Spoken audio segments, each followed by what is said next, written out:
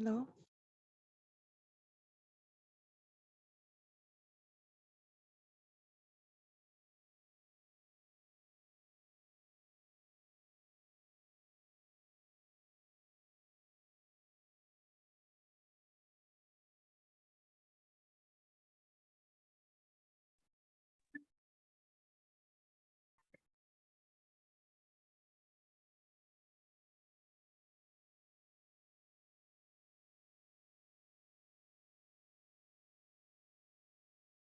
تفضلي سوري. اوكي. لكن مرحبا واهلا وسهلا بكل الحاضرين من مختلف البلدان. اسمحوا لي بالاول نكون عم نشكر كل مين سعى وحضر لهالمحاضرات، لهالسلسله من هالمحاضرات. بالتحديد مكتب رعويه الزواج والعائله بالدائره البطريركيه المارونيه، وبالتحديد منسقي المكتب الأبيت سمعان أبو عبدو سليم وريتا الخوري. بالإضافة بحب أشكر مؤسسة مركز أرزة لبنان للاعتناء بالخصوبة Cedar of Lebanon Fertility Care Center، سيدة ماريزا فرنجية لشغفها وسعيها الدؤوب لنشر العلوم التي تختص بالاعتناء بالخصوبة. بحب أشكر كافة الأطباء والمحاضرين، ومن خص بالذكر دكتور عمر، دكتور صوفي، السيدة جريتا والسيدة ماريزا فرنجية. بنرحب بكل الآباء الموجودين معنا، بنرحب بكل الأطباء الممرضين والممرضات، بكل الطلاب، وبكافة الحضور الكريم من مختلف البلدان. رح نكون عم نبعت بالشات كذا لينك، رح نكون عم نبعت الكونتاكت انفورميشن لتكونوا عم بتعبون ويقدر يوصلكم بعدين كل الايفنتس اللي عم نكون عم نحضرها. رح نكون عم نبعت سوشيال ميديا اكونتس اللي تقدروا تعملوا لهم فولو، ان كان تبع سيدر اوف لبنان، ان كان الصفحات تبع دكتور صوفي، ورح نخبركم عنها. ورح نكون عم نبعت كمان الايفالويشن فورم بالاخر. المحاضرات رح تكون مسجله. دكتور صوفي رح تكون عم تحكي فرنش اند انجلش. رح يكونوا مترجمين. ماريز رح تكون عم بترجم للعربي، وحيلا شخص بحب يطرح حيلا سؤال فيه يترك السؤال للآخر ويطرحه بحيلا لغة بده إياها لدكتور صوفي. وفي يكون عم يكتبوا بالتشات كمان، وبآخر اللقاء بنكون عم نقريهم. البداية رح تكون بصلاة افتتاحية صغيرة مع الأبيت سمعان أبو عبدو، منسق مكتب رعوية الزواج والعائلة بالدائرة البطريركية. تفضل أبيتي. شكرا ريمي. بدي أحيي الجميع. بدي نطلب من الرب يباركنا جميعا، يبارك كل واحد فينا، يبارك المحاضرين والمستمعين، يبارك عائلاتنا. رح نطلب منه هالشيء لأنه هو سيد الحياة، والعائلة هي المكان للحب والحياة. يا رب نطلب منك بركتك، قوينا بنعمة روحك القدوس لحتى دايما نستعمل كل الاشياء اللي عطيتنا اياها كنعمة بين ايدينا، التقنيات الجديدة لتكون لخدمة الحياة وتكون خدمة الإنسان وكرامته لحتى يمجدك ويسبحك إلى الأبد. آمين. امين. نشكرك اباتي. رح نبلش بتعريف صغير عن الدكتور صوفي، بنرجع نترك لها الكلام. دكتور صوفي تسنوبيلادزي صعب، تبلغ من العمر 36 عاما، هي فرنسية ولها جذور في جمهورية جورجيا. متزوجة من اللبناني سامر صعب منذ عام 2017، ولديهما طفلان. عاشوا بضع سنوات في باريس ثم انتقلوا إلى الولايات المتحدة فيلادلفيا. تكتب صوفي على العديد من الصفحات منذ عام 2018. رح نكون عم نحط اللينكس بالشات. you can follow all her pages. بالتعاون مع القابلة يعني الميدوايف أو الساشفام ماريون فالي، شاركت بتأليف لو سيكل فيمينا وناتورال، كتاب نشر بالعام 2022 ومتوفر ككتيب وأيضا ككتاب إلكتروني. رح نحطه كمان بالتشات اللي بحب يطلع عليه ويقريه، ونحن أكيد بنشجعكم. منذ سنين الدراسة كان لديها شغف وحب للمعرفة حول خصوبة المرأة والدورة النسائية، فأصبحت دكتور صوفي أو صوفي طبيبة أسرة، وتخرجت من جامعة فرساي باريس. في العام 2017-2018 درست Creative Model Fertility Care System and Nanotechnology بسان بول Institute, سان بول 6 Institute for the Study of Human Reproduction in Omaha, نبراسكا. بعام 2019 كانت دكتور صوفي مشرفة على الدكتوراه supervisor for a PhD thesis لزميلة الدكتور بيير حول نتائج متابعة الأزواج المصابين بالعقم من خلال استخدام تقنية النابروتكنولوجي بجامعة مارسي بباريس، وهالمتابعة لها PhD امتدت من 2010 ل 2018. تعطي عدة محاضرات للأطباء والطاقم الطبي بالإضافة إلى خطاب ومتزوجين حول صحة المرأة وكيفية رعاية خصوبتها وحول الإجهاض الغير المتعمد. بسبب معاناتها من الاندوميتريوسيس وبوليسيستيك اوفيريان ديزيز تكيس المبيض، هي تدرك أهمية وإمكانية اتباع نهج طبي ترميمي لصحة المرأة، النهج الذي يحسن الدورة الشهرية دون قمعها. ترغب في منح المرأة الثقة في جسدها من خلال تقديم موضوعين رئيسيين. كنا عم تفكري وعم تحلمي انه نحن رايحين نلمعهم سوا. اوكي.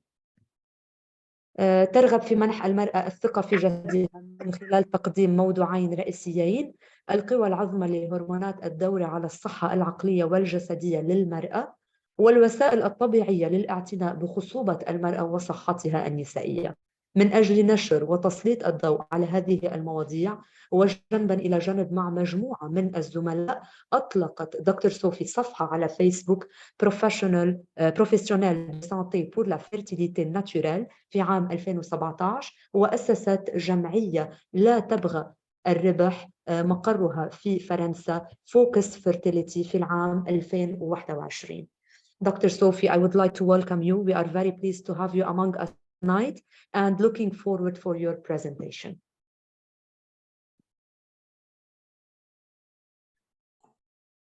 Thank you very much, Remy. Thank you very much to all of you. مرحبا جميعا. The introduction. أهلا فيكم بهالمحاضرة الليلة. أنا دكتورة صوفي سابس موبيلاتسي وإلي الشرف كون معكم اليوم. Thank you. Thank you, Doctor. شرف إلنا. Just a reminder for everyone, Dr. Sophie will present in French and English, probably some English, and I will try to translate. هترجم أنا every few slides للعربي, so that this way everyone can be on board. تفضلي, Dr. Sophie. Thanks, Maryse. Maybe we can pause at the end of each part, at each chapter, if you want to. That's a good idea. Yes. To do a summary. Yes. Yes. Thank you. Good. Eh bien, bonjour et bonsoir à tous. Je suis donc ravie de vous présenter ce webinaire qui va aborder la méthode Creighton, Fertility Care et son application médicale à Naprotechnology.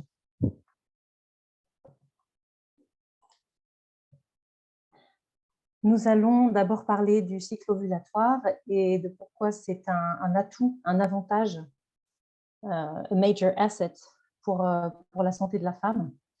Ensuite, je vais vous parler des MOC, les méthodes d'observation du cycle, dont fait partie la méthode Creighton Fertility Care, qui sont des outils extrêmement utiles et efficaces en santé de la femme et en fertilité.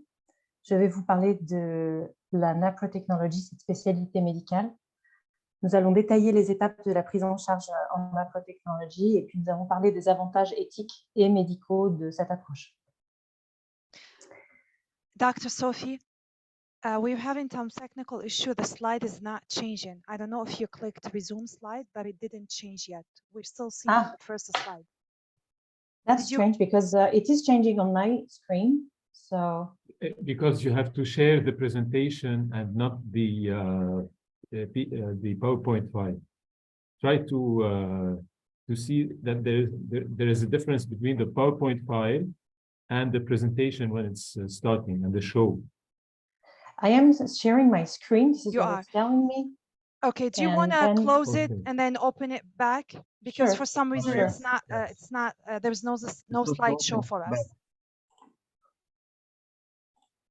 If I do this, can you see a different slide? Now we see the third slide. Okay. If I change, is it okay? Yeah. Do you want to try to click on the slideshow again? Let's see if it would show us this one. I changed. Okay. We see a different slide, but it's still PowerPoint. It's not the whole screen.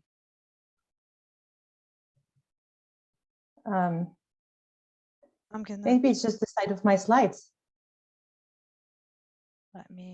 I'm gonna try to screenshot. Dr. Sophie, you can make a full frame PowerPoint from. Yeah. Because this is what I did. This is what I did. No, it's still not full frame.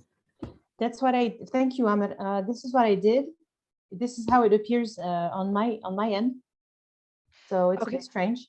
I'm gonna do something and then you'll start sharing again. So this way we try. I'm gonna make you stop. And then can you Sorry, start everyone. again? No worries. Can you start again, please?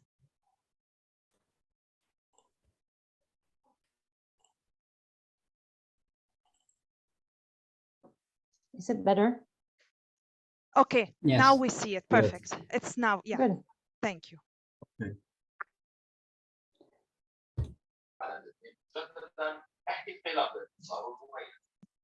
Okay.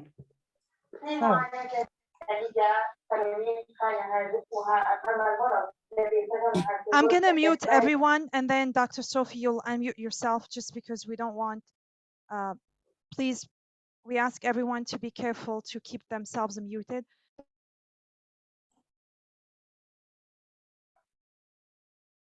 Okay. Maryse, you're muted as well. I think we're gonna be good on the technical end. Okay. Alors, je parle français ou anglais? Qu'est-ce que vous préférez? On va parler français. Il m'était demandé de parler français. Si vous voulez que je parle en anglais, à certains moments, on va le refaire. Alors, le cycle ovulatoire, nombreux ici à le connaître bien, mais je voulais quand même vous en parler à nouveau pour comprendre que ce qui est important dans le schéma qui est là, c'est-à-dire l'évolution des différentes phases du cycle, le jeu des différentes hormones qui interviennent à différents moments, eh bien, ça ne dépend pas du nombre de jours. Hein. Il faut vraiment se dire que le plus important, c'est le jour de l'ovulation et peu importe s'il arrive à J10, J12, J14, J16, l'important, c'est toujours de garder en tête que chaque cycle est particulier et bien sûr, chaque femme est unique. Ce qui est intéressant à constater ici, je voudrais quand même vous le montrer, c'est que donc l'hormone qui est l'hormone dominante, l'hormone ovarienne dominante en phase folliculaire, donc en phase préovulatoire, ce sont les œstrogènes, et l'hormone prédominante en phase lutéale, lors de la phase post-ovulatoire, c'est la progestérone, la courbe ici, et c'est une hormone très importante dont nous allons parler beaucoup aujourd'hui. Comme je vous le disais, il y a beaucoup d'idées reçues, de préjugés sur le cycle féminin. Moi, c'est des choses que j'ai beaucoup entendues dans mes études, donc je voudrais aborder tout ça avec vous ce soir. Un cycle féminin doit faire 28 jours, c'est faux. Une date d'ovulation qui est la même à chaque cycle pour toutes les femmes à J14, c'est faux. Une durée de phase préovulatoire fixe à 14 jours, c'est faux. Et une durée de la phase post-ovulatoire fixe à 14 jours, c'est faux. Et vraiment, la phrase de ce soir, c'est « chaque femme est unique et chaque cycle est particulier ». Pour la même femme, d'un cycle à l'autre, la durée du cycle est variable. Entre 21 et 35 jours, on parle d'une durée normale du cycle. Il est impossible de prévoir la date de l'ovulation, puisqu'elle est variable d'un cycle à l'autre. Les femmes ne sont pas des robots. Et il est important de comprendre que la variabilité dans la durée du cycle, elle est surtout liée à la phase préovulatoire. Cette variabilité, pour la même femme d'un cycle à l'autre, va faire varier la durée du cycle entier. S'il n'y a pas de pathologie particulière, la durée de la phase post-ovulatoire est assez stable pour la même femme d'un cycle à l'autre.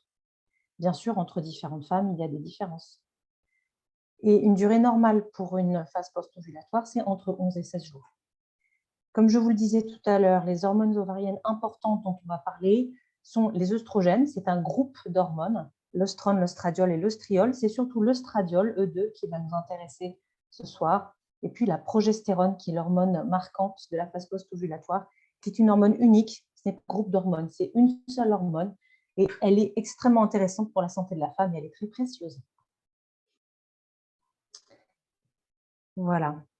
J'entends souvent dire que les contraceptifs sont indispensables car une femme peut tomber enceinte à tout moment du cycle. C'est faux. L'ovocyte ne vit que 24 heures. Est-ce que c'est possible d'ovuler plusieurs fois dans un cycle? Alors, la question à $1 million, oui, c'est possible, mais dans les 24 à 48 heures maximum après la première ovulation. Il s'agit donc de la même période fertile. Sinon, il n'y aurait pas ce qu'on appelle de faux jumeaux en français, fraternal twins en anglais. Une fois l'ovulation passée, une fois que l'ovulation est confirmée, est-ce que la femme est dans une phase de fertilité ou d'infertilité? Elle est dans une phase d'infertilité de 11 à 17 jours, ou 16 jours, comme on disait tout à l'heure. La période de fertilité d'un couple est de 6 jours par cycle, puisque le mucus cervical permet la survie des spermatozoïdes dans les voies génitales féminines. Comme on disait tout à l'heure, l'ovulation ne peut pas se prévoir, mais elle s'observe. Et chez l'être humain, je rappelle, parce que ça m'a été dit dans un cours de gynécologie par un professeur, chez l'humain, il n'y a pas d'ovulation spontanée en cas de forte émotion ou d'orgasme. Ça n'existe pas chez l'être humain. Ça existe chez certains animaux, mais pas chez nous. C'est important de savoir que toutes les cellules du corps de la femme, toutes, ont des récepteurs aux hormones œstradiol et progestérone. Et donc, ces hormones ont un effet sur de nombreux systèmes organiques et hormonaux.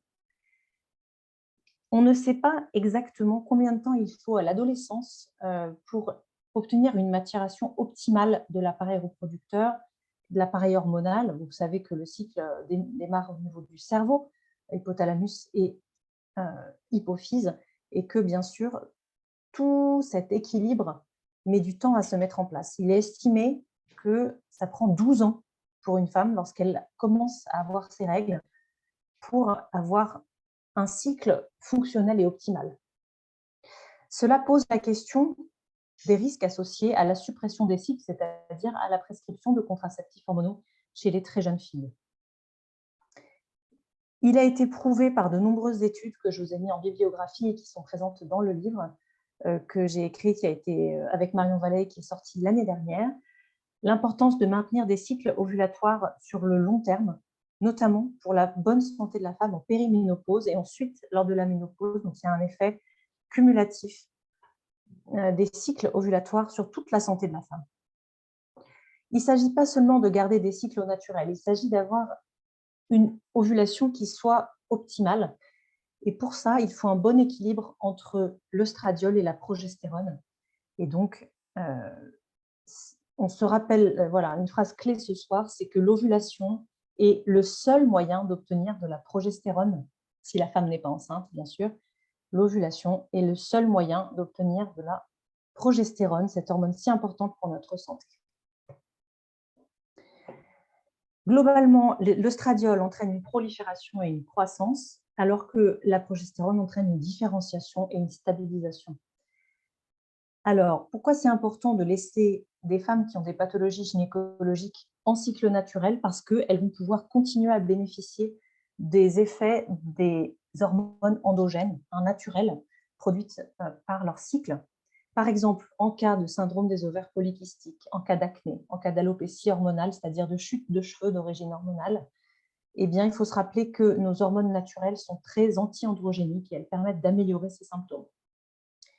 En cas d'endométriose, la progestérone a de très puissants effets anti-inflammatoires, immunorégulateurs et antiprolifératifs. Et tout ça, c'est bien sûr intéressant pour une femme qui a de l'endométriose. Et puis, ces deux hormones, quand elles sont bien équilibrées, entraînent des effets primordiaux sur l'endomètre, donc le revêtement, la muqueuse de l'utérus, qui accueille l'embryon en cas de grossesse. Et donc, cet effet va être immunologique et fonctionnel. Et vous comprenez bien sûr tout l'intérêt, en cas d'hypofertilité, en cas de fausse couche, d'avoir un cycle optimal avec des niveaux hormonaux optimaux. Donc, on parlait tout à l'heure de l'exposition cumulative bénéfique au cours de la vie pour des cycles ovulatoires. Donc ça a été étudié par plusieurs équipes. Et donc, on voit l'effet préventif au long cours pour les pathologies cardiovasculaires et puis les maladies comme la maladie d'Alzheimer, le syndrome démentiel. Il s'agit aussi d'une longévité qui est meilleure, qui a été prouvée par une vaste étude de cohorte au Royaume-Uni, lorsque les femmes ont des cycles naturels réguliers, donc a priori optimaux, enfin ovulatoires. Et puis, le professeur Pryor de l'Université de Vancouver a beaucoup écrit sur les effets de la progestérone, donc le fait d'avoir une ovulation régulière pour les femmes qui permettent en périménopause et en ménopause de prévenir l'ostéoporose, le cancer du sein et les pathologies cardiovasculaires. Je vous invite à retrouver tout ce que nous avons écrit avec Marion dans notre livre. On en a fait beaucoup de détails. Voilà, tout est préparé pour vous. Voilà, le cycle féminin n'a aucun intérêt, c'est faux. C'est un élément très important de la santé de la femme. Oui, c'est complexe, mais c'est très précis et performant comme phénomène. Et cela permet la bonne santé de la femme, ses variations d'énergie, d'humeur, de libido, de créativité. Et puis, toute la protection de la santé mentale et physique de la femme, notamment pour la santé mentale, diminuer le risque de troubles anxieux, le risque de troubles de l'humeur, la dépression. C'est un des rôles d'un bon équilibre entre œstradiol et progestérone. Voilà, la thyroïde, la peau, les cheveux, le système immunitaire, la digestion, tout ça, c'est important. Que sont les méthodes d'observation du cycle? Alors, donc moi, j'utilise ce terme, les méthodes d'observation du cycle. En anglais, on dit Natural Family Planning Methods, NFP, mais j'aime le terme scientifique Fertility Awareness Based Methods, qui reprend la même idée que méthode d'observation du cycle. Ce sont des méthodes scientifiques et fiables, fondées sur une connaissance précise de la physiologie de l'ovulation et du cycle menstruel. L'observation et l'interprétation quotidienne des biomarqueurs de fertilité de la femme sont l'élément fondateur de ces méthodes. Et donc, selon les méthodes, la femme va observer son mucus cervical, sa température basale, la position du col. Elle peut faire aussi, selon la méthode, des tests urinaires qui permettent de voir l'évolution des taux hormonaux. Et puis, bien sûr, il y a un biomarqueur que toutes les femmes savent observer, ce sont les saignements. Voilà. Ces méthodes reposent sur un protocole scientifiquement établi et validé. Pour apprendre cette méthode, il est important que la femme, le couple, suive une formation initiale et soit suivi très régulièrement par une instructrice qualifiée, comme Maryse, par exemple, enseigne, notre hôte Maryse Flingier, enseigne la méthode Fertility Care. La femme sait ainsi, chaque jour, si elle est dans une période de fertilité ou d'infertilité. Ça aide, bien sûr, pour les objectifs en termes de fertilité, mais ça aide aussi, bien sûr, en termes de santé gynécologique et de suivi. Ces méthodes sont à la fois naturelles et scientifiques, non invasives et fiables. La méthode dont on va parler le plus ce soir, c'est la méthode dans laquelle la majorité des intervenants sont formés pour ces webinaires, c'est-à-dire la méthode de l'Université Creighton Fertility Care, méthode élaborée par le docteur Thomas Hilgers, gynécologue à Omaha, Nebraska, et son équipe. Elle a été élaborée en 1977. Pourquoi je mets les années, pourquoi je marque 2023? Parce que ces méthodes continuent à mener des études de recherche pour devenir toujours plus performantes et scientifiques et fiables pour leurs utilisatrices, leurs utilisateurs. Vous avez sans doute entendu parler de la méthode de l'ovulation Billings, la méthode symptothermique, la méthode de l'université Marquette Again. La méthode Fertility Care, quelles sont ses particularités? Elle s'intéresse à un seul biomarqueur, c'est le mucus cervical, cette sécrétion du col utérin qui répond à la production d'œstradiol puis à la production de progestérone et qui est un biomarqueur extrêmement précis et qui donne beaucoup d'informations à la femme qui sait s'observer. Avec Fertility Care, les observations sont standardisées et objectives. Quelques exemples de tableaux d'observation remplis par la femme, par le couple, selon les méthodes. La méthode de l'ovulation Billings, que vous voyez ici, la méthode Fertility Care Creighton, la méthode symptothermique. Voilà, la méthode symptothermique, vous voyez, mesure la température. Ce n'est pas le cas de la méthode Fertility Care qui s'intéresse à un seul biomarqueur, le mucus cervical. Je vais détailler l'explication de ce tableau. Donc, un tableau Fertility Care, c'est ce que nous avons sur la ligne ici, la première ligne. Ce qu'il y a en dessous, en fait, c'est toutes les valeurs de prise de sang qu'a fait une dame qui a bien voulu se prêter à cette étude de recherche pour qu'on voit la corrélation entre les variations hormonales et les biomarqueurs observés avec la méthode Fertility Care. Oui, Maryse. Pardon, doctor, but people are asking me if we can translate before you continue. Do you mind if I Sure, try to absolutely. summarize? I forgot Okay. to pause. Yeah, I forgot that's to okay. pause at the end of first chapter. Sorry. I know, I wrote in the chat, but no worries. Okay, so دكتور صوفي عم بتخبرنا انه قديش السايكل تبع المرأة كتير مهم لصحتها النسائية. في عنا وسائل بنعتمدها بتساعد واللي عم تحكي عنه مشان صحتها ومشان الخصوبة. رح تحكي عن النابو تكنولوجي وعن كل الخطوات اللي بتتخذها النابو تكنولوجي بمعالجة حالات معينة. كمان رح تحكي عن الفوائد الأخلاقية للكريتين موديل والنابو تكنولوجي. دكتور صوفي حكيت بتفصيل أكثر عن السايكل عند المرأة وشرحت كيف في عنا عدة هرمونات. في عنا الأستروجين والبروجستيرون اللي هن كتير بيأثروا على الموضوع اللي هي عم تحكي عنه. وعطيت شوية تصليح ل misconceptions عند العالم إنه الناس بيفتكروا إنه السايكل على طول 28 days 28 يوم أو إنه الأوفيوليشن على طول بتصير باليوم ال 14 أو الفاز الفيز قبل الأوفيوليشن وبعد الأوفيوليشن هي على طول 14 يوم. قالت دكتور صوفي إنه كل مرأة فريدة وكل سايكل كمان يختلف عن غيره.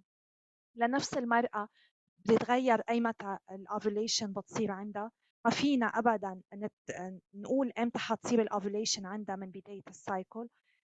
الفيز اللي قبل الاوفيوليشن بتغير على طول بطولها. الفيز اللي بعد الاوفيوليشن هي اللي بتكون كثير ستيبل باللينكس تبعها، يعني بتكون حوالي بين 11 و 16 يوم بالنسبه للمراه. والهرمونات اللي اساسيات هن الاستروجين والبروجستيرون. لما الاستروجين بيكون عالي، وهيدي النقطه اللي عم تشرحها هلا بهيدي السلايد، هون عم ترجع تعيدها هون. بس تكون الاستروجين عالي المرأة بتشوف المادة اللي عم نحكي عنها cervical mucus. ولما المرأة ما بتشوفها، لما البروجستيرون بيكون عالي هون المرأة ما بتشوفها. وحكيت انه البيضة بس تنزل بتعيش 12 ل 16 ساعة. في احتمال يصير في ovulation مرة تانية، بس بتصير هيدي خلال نفس ال 24 ساعة وما بتأثر ابدا على استعمال وسائل طبيعية. كمان قالت دكتور صوفي في كتير بيفتكروا انه في شيء اسمه spontaneous ovulation، يعني المرأة هيك لوحدها فجأة بتحضر شيء بتتأثر فيه وبتصير ovulation. هيدا الشيء ما بيصير عند الإنسان، إنما بيصير عند الحيوان. ودكتور صوفي شرحت إنه كل الخلايا بجسمنا بيتأثروا في إلهم ريسبتورز للهرمونات اللي بجسمنا.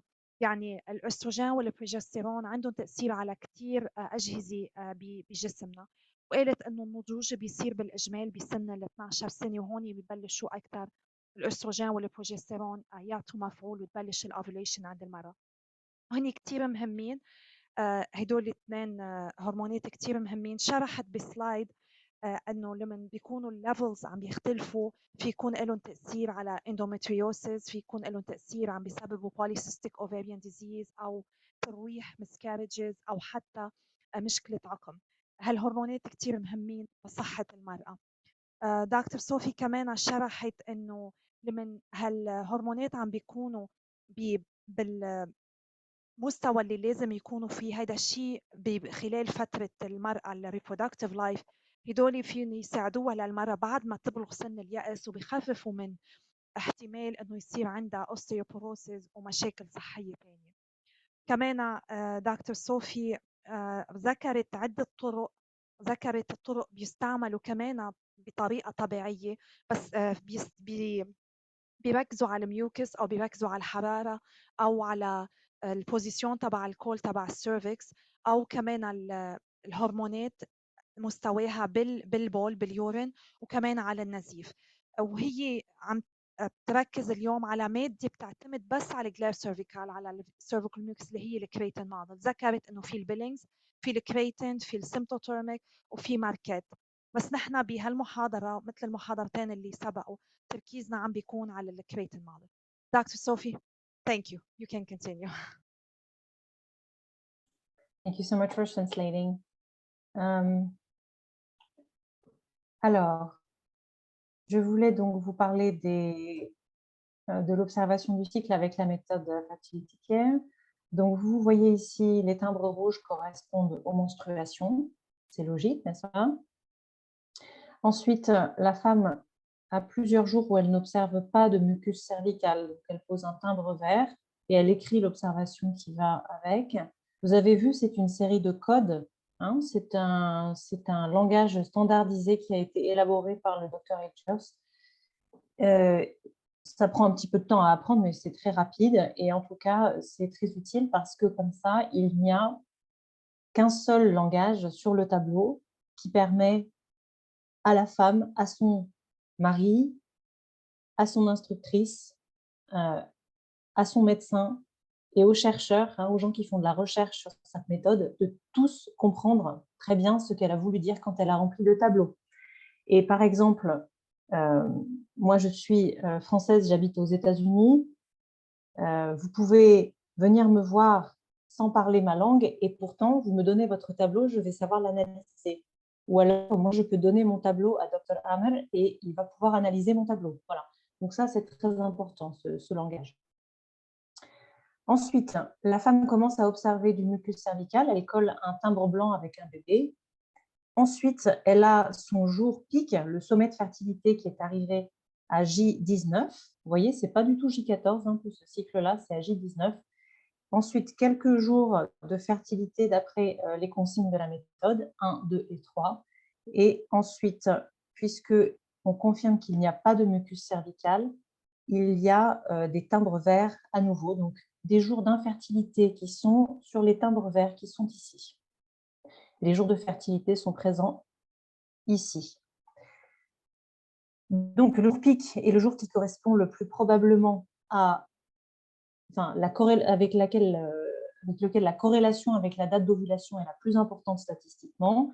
Et c'est ce qu'on retrouve ici. Donc, la femme qui a observé son cycle a aussi accepté d'être prélevée tous les jours, d'avoir une prise de sang pour qu'on vérifie ses taux d'œstradiol et ses taux de progestérone.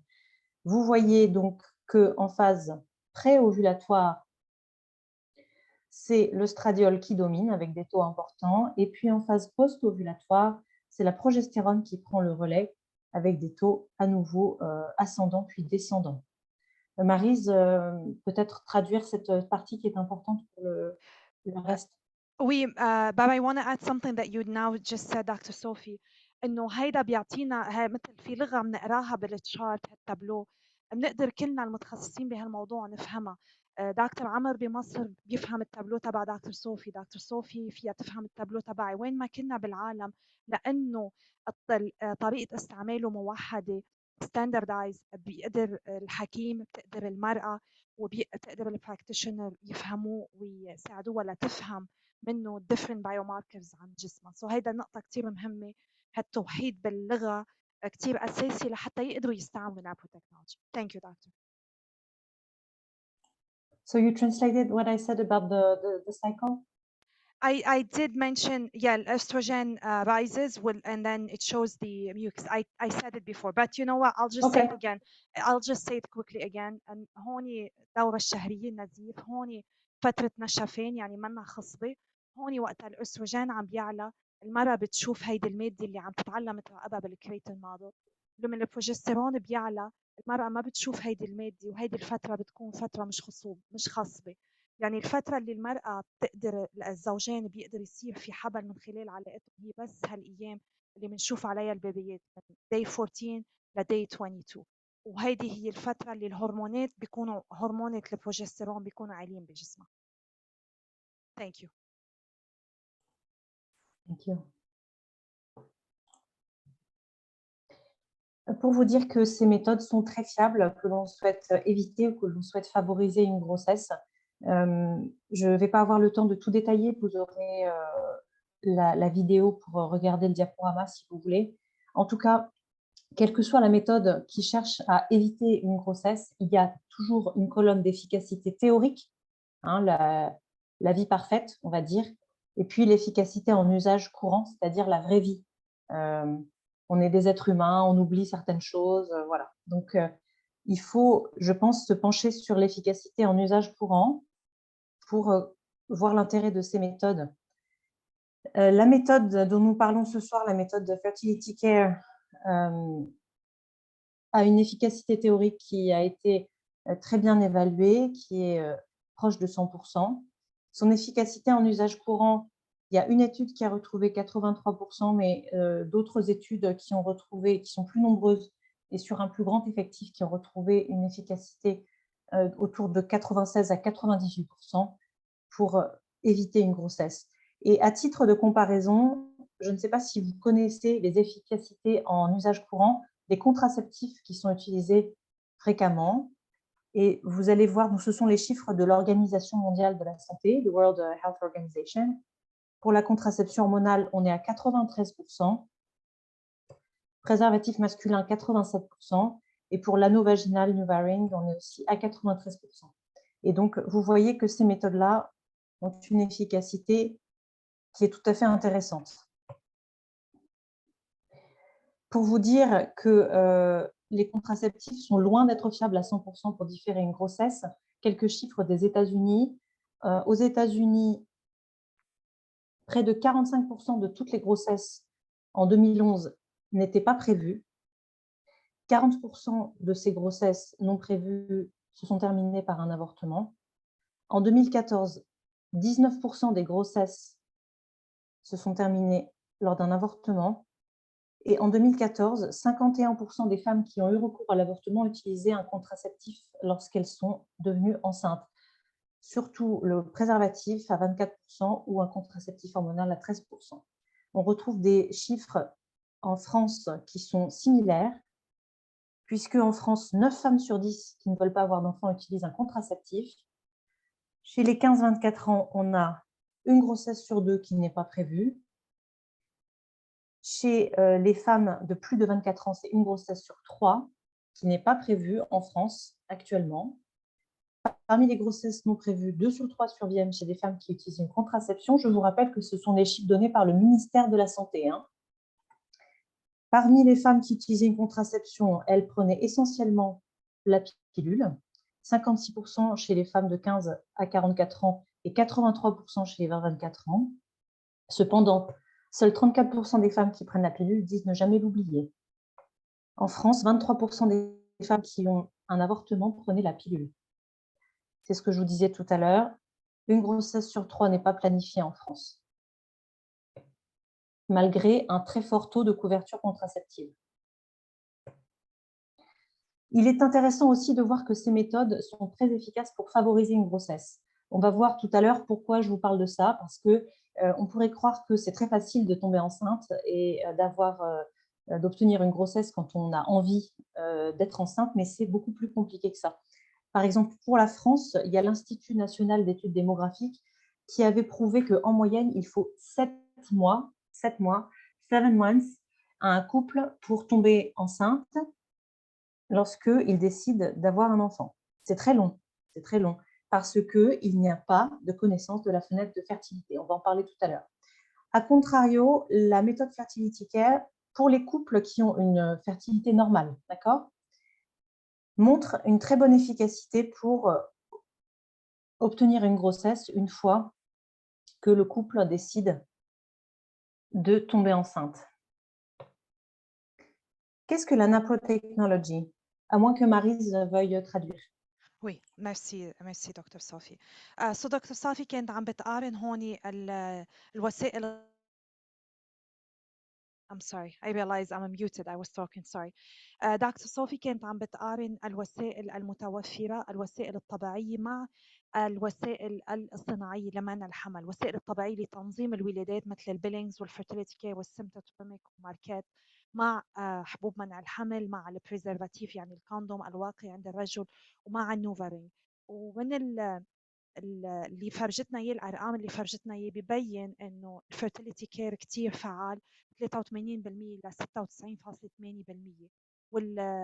فرجتنا هي سلايد بتقول الرقم للاورال كونترسبتيف يعني حبوب منع الحمل 93%، الكوندوم 87%، والنوفا رينج 93%.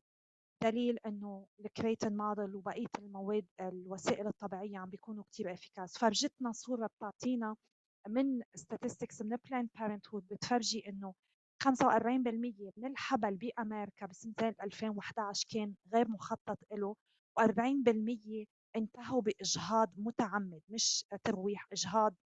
المرة راحت واجهضت. 51% من النساء اللي اجهضوا بال 2014 كانوا عم بيستعملوا وسائل منع الحمل، كانوا عم بيستعملوا يا كوندوم يا حبوب منع الحمل، وفشلوا هالوسائل وحبلوا وراحوا عملوا اجهاض. كمان حكيت انه في دراسه شبيهه او احصائيات شبيهه بفرنسا فرجت انه كمان في عدد قليل من واحد لكل 3 حبل بفرنسا ما عم بيكون مخطط له، وفي كتير من الحبل عم بيصير كمان مع استعمال وسائل منع الحمل. رجعت فرجتنا اخر شيء هلا تابلو بتفرجينا انه اللي ما بيعرف شيء عن خصوبته بياخذوا وقت كتير ليقدروا يحبلوا، بينما اللي مثلا بيعرفوا الكريتين موديل من اول شهر للاستعمال 76% احتمال انه يصير احتمال انه يصير في حبل، لانهم بيفهموا خصوبتهم وبيعرفوا شو عم بيصير. وهيدي النسبة بتزيد بثالث شهر 90%، وسادس سايكل بتصير 98%. معرفة هالمواضيع بتخلي المرأة تفهم أكثر جسمها وتخليها تعرف أكثر عن خصوبتها. Thank you, doctor. Thank you. So,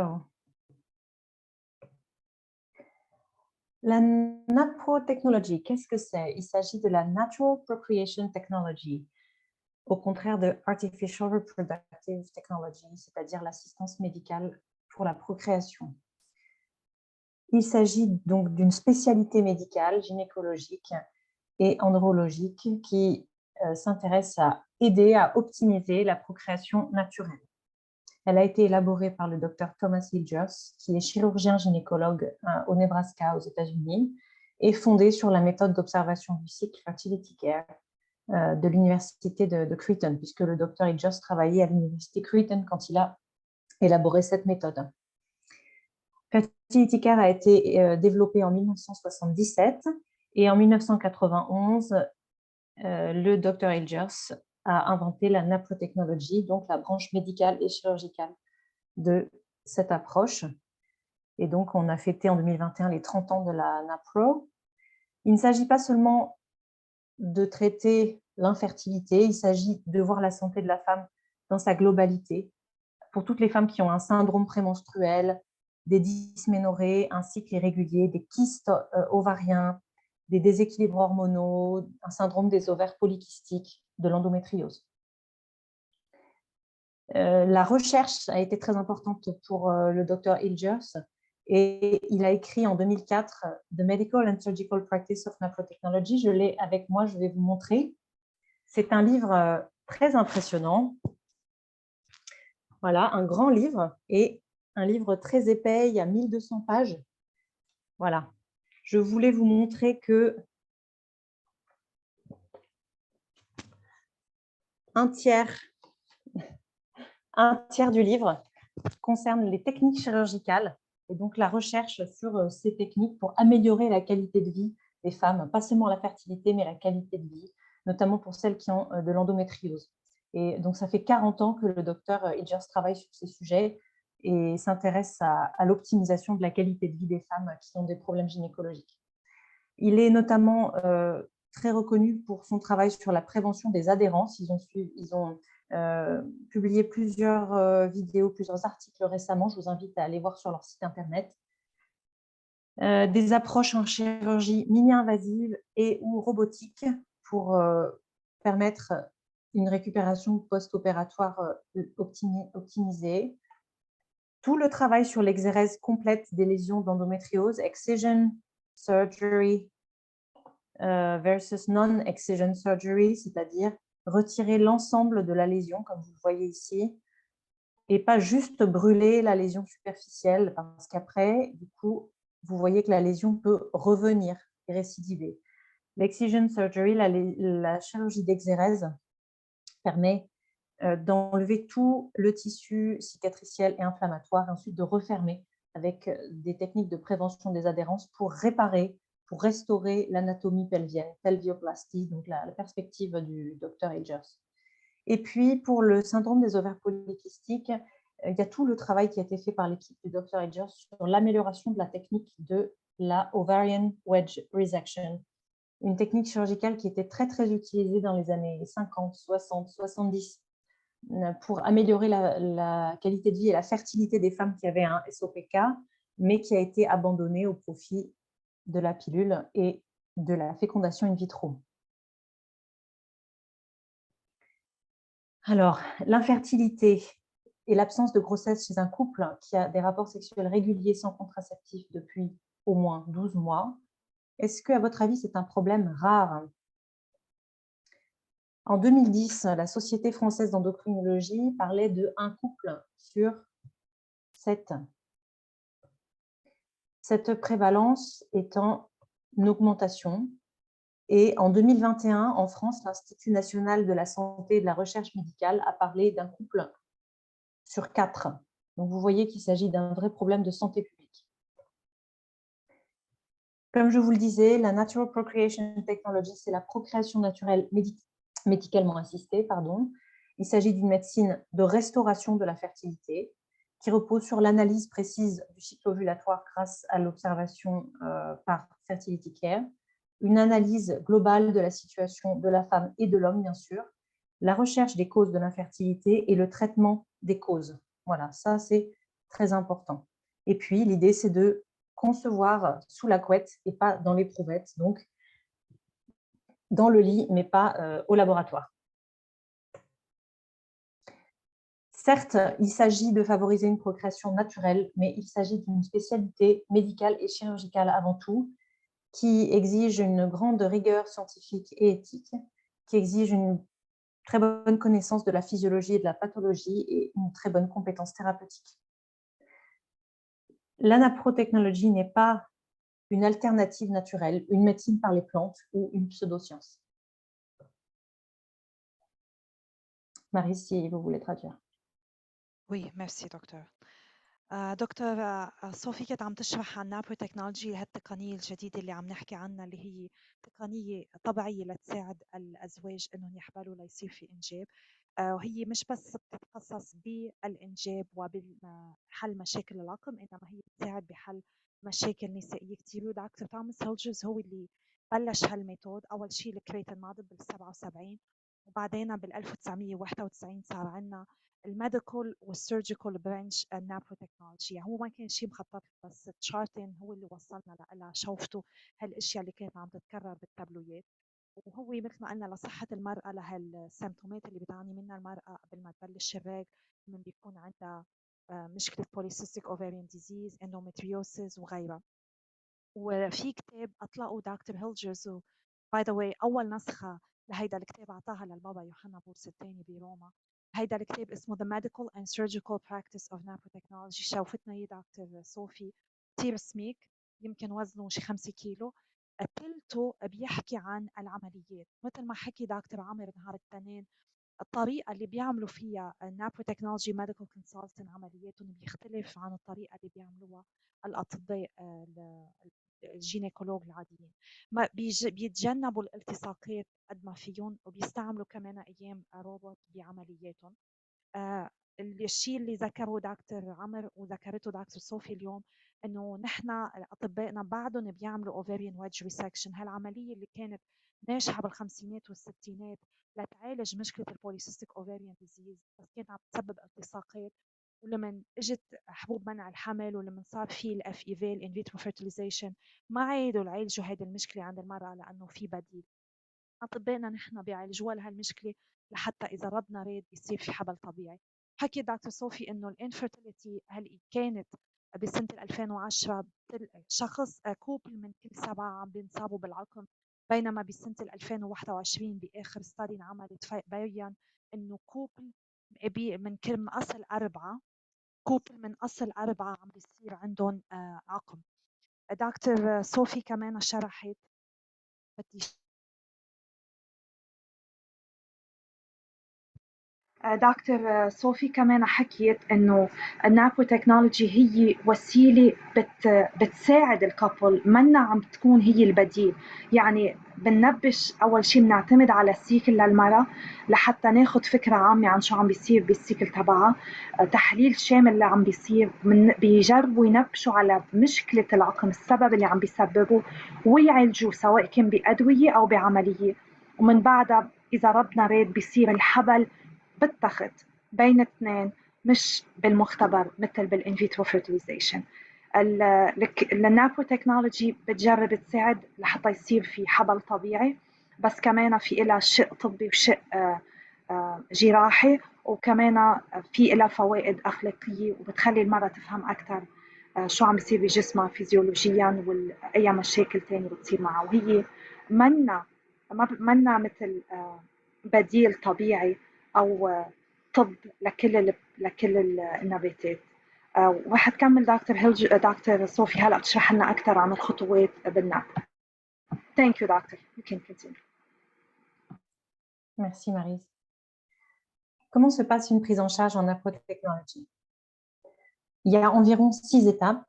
La première, c'est l'apprentissage de la méthode Fertility Care et la tenue d'un tableau d'observation. La deuxième étape, c'est le bilan diagnostique effectué par le médecin pour identifier les causes de l'infertilité. Le 3, c'est le traitement des causes de l'infertilité, donc une démarche étiologique. La quatrième étape, c'est l'évaluation de l'état de fertilité, de l'état de santé du couple après plusieurs cycles de traitement. La cinquième étape, du coup, une fois que la fertilité est améliorée, eh bien, les cycles sont utilisables par le couple pour la conception et à chaque cycle, le couple a une chance de concevoir dans ce cas. Si besoin, selon la situation de la femme, il est possible d'être suivi pendant la grossesse pour la prescription de certains traitements et la surveillance, pour faire de la prévention des fausses couches. Ce que je voulais dire ici, c'est que le facteur temps est important en Apotechnology et on considère que la durée de prise en charge, elle est de 24 mois. Ça peut paraître long, mais vous avez vu toutes les étapes, vous avez vu tout le travail fin et précis qu'il y a dans cette démarche médicale et on estime que lorsqu'un couple commence une telle démarche, il faut se donner 2 ans pour voir si la démarche a été efficace ou non. La première étape est donc d'apprendre la méthode d'observation du cycle Fertility Care et donc la femme, le couple, c'est mieux bien sûr si l'homme est impliqué dans la tenue du tableau et des observations. Donc 2 cycles ou 2 mois d'observation avec la méthode Fertility Care pour que le médecin puisse avoir de quoi comprendre et poser les diagnostics. L'instructrice Fertility Care, c'est ce qu'on dit en français. En anglais, c'est ce qu'on appelle Fertility Care Practitioner. C'est le travail de Maryse, par exemple. Et j'espère de certaines d'entre vous suite à cette série de conférences. Alors, à quoi ça sert d'utiliser une méthode d'observation du cycle lorsque on veut tomber enceinte? Eh bien, cela sert à l'identification précise des jours de fertilité ou de non-fertilité. Et ça, c'est très important. On pourrait croire que tout le monde sait faire et en réalité, pas du tout. Par exemple, il y a une étude australienne de 2013 qui montrait que parmi les femmes qui étaient suivies en protocole donc de procréation médicalement assistée, qui étaient candidates pour la fécondation in vitro, seuls 12,7% savaient identifier leur fenêtre de fertilité. Par ailleurs, les mêmes auteurs australiens ont fait paraître une étude en 2015 qui montrait que les femmes qui consultaient en médecine générale, donc avant d'être suivies par l'équipe de gynécologie de la procréation médicalement assistée, eh bien, parmi ces femmes-là, seuls 2% savaient identifier correctement leur fenêtre de fertilité. Vous voyez qu'il y a des progrès à faire pour les explications, l'éducation sur le cycle qu'on donne aux jeunes femmes, aux jeunes filles, pour que ces choses-là s'améliorent. Alors, cependant, un couple qui commence un parcours en Apotechnology ne va pas utiliser tout de suite les jours de fertilité quand il a compris quels étaient ces jours de fertilité, parce que Sinon, il y a pour certains couples un risque de fausse couche. Parce que tant qu'on n'a pas traité les problèmes, tant qu'on n'a pas diagnostiqué et traité les problèmes qui pouvaient créer une infertilité, s'il y a une grossesse à ce moment-là, ça peut entraîner un risque de fausse couche pour le couple et bien sûr, on veut éviter cela. Lorsque le médecin reçoit le couple pour la première fois, donc là c'est le début de la prise en charge médicale, il y a une consultation qui est longue puisque c'est très complet, donc l'anamnèse, c'est-à-dire l'interrogatoire, toutes les questions qu'on pose au couple, et puis donc l'examen clinique, donc comme le médecin va examiner les patients pour avoir une idée très précise de leur santé générale et de leur fertilité. Donc ça, il s'agit bien sûr de l'homme et de la femme, les deux, bien sûr. Est-ce que le patient, la patiente a une pathologie chronique? Est-ce qu'elle est traitée? Est-ce qu'elle est équilibrée? Pour la femme, est-ce qu'elle présente des symptômes gynécologiques ou hormonaux, des douleurs lors des règles, des cycles irréguliers, des migraines liées au cycle, de l'acné, une pilosité anormale, des poils anormaux, des chutes de cheveux au contraire, des douleurs, les dyspareunies, ce sont les douleurs lors des rapports sexuels, un syndrome prémenstruel, donc dans les jours qui mènent aux menstruations, des troubles de l'humeur, de l'anxiété, des douleurs au niveau des seins, des compulsions alimentaires, ce genre de choses. Avoir envie de sucrer, de chocolat, etc. Ça parlera peut-être à certaines d'entre nous. Mais bon, bien sûr, c'est un sujet très important qu'il faut prendre en compte. Le syndrome prémenstruel n'est pas normal. Le syndrome prémenstruel oriente le médecin NAPRO sur certaines causes possibles de l'infertilité. Le tableau d'observation, comme je l'ai expliqué, est un outil essentiel pour le diagnostic des différentes pathologies. Il y a toute la biologie, c'est-à-dire les prises de sang, les analyses diverses, notamment bien sûr le spermogramme pour l'homme. Et sachez qu'à l'Institut du pape Paul VI, ils ont mis au point un appareil, un dispositif qui est un préservatif qui a un petit trou au bout, donc qui permet le recueil du sperme pour un spermogramme lors d'un rapport sexuel conjugal normal. Et comme il y a un petit trou au bout du préservatif, comme ça, si jamais c'était un rapport sexuel qui pouvait mener à une conception, eh bien, cette conception peut avoir lieu. Pour la femme, les prises de sang sont synchronisées avec son cycle. Moi, quand j'étais à l'université, on nous disait que pour évaluer le taux de progestérone, il fallait faire la prise de sang à J21. Ça n'a pas de sens puisque si la femme elle a ovulé à J10, J21 c'est beaucoup trop tard. Si la femme a ovulé à J19, J21 c'est beaucoup trop tôt par exemple. Ou il y a certaines femmes qui à J21 n'ont même pas encore eu leur ovulation. Donc ça ne rime à rien. En revanche, pour synchroniser avec le cycle, on prélève le taux de progestérone par exemple à pic plus 7 jours pour être bien dans la partie haute de la courbe que je vous montrais tout à l'heure. Il y a plein d'autres recherches qui peuvent être faites. La mutation du gène NTHFR, on va en parler un petit peu tout à l'heure, sur la méthylation, le bilan d'hémostase, bien sûr. De l'imagerie peut aussi être faite donc, pour compléter le bilan diagnostique avec une échographie, que ce soit pour l'homme ou pour la femme. On peut être amené à faire des échographies testiculaires chez l'homme également. Une IRM pelvienne chez la femme si on suspecte une endométriose, l'hystérosalpingographie, bien sûr, pour vérifier la perméabilité des trompes.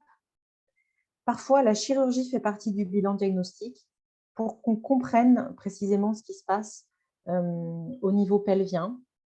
Donc là, c'est important d'avoir un chirurgien extrêmement expérimenté. Et puis, bien sûr, on se lance dans le diagnostic complexe de certaines maladies. Par exemple, l'endométriose, elle est parfois très difficile à diagnostiquer chez certaines femmes.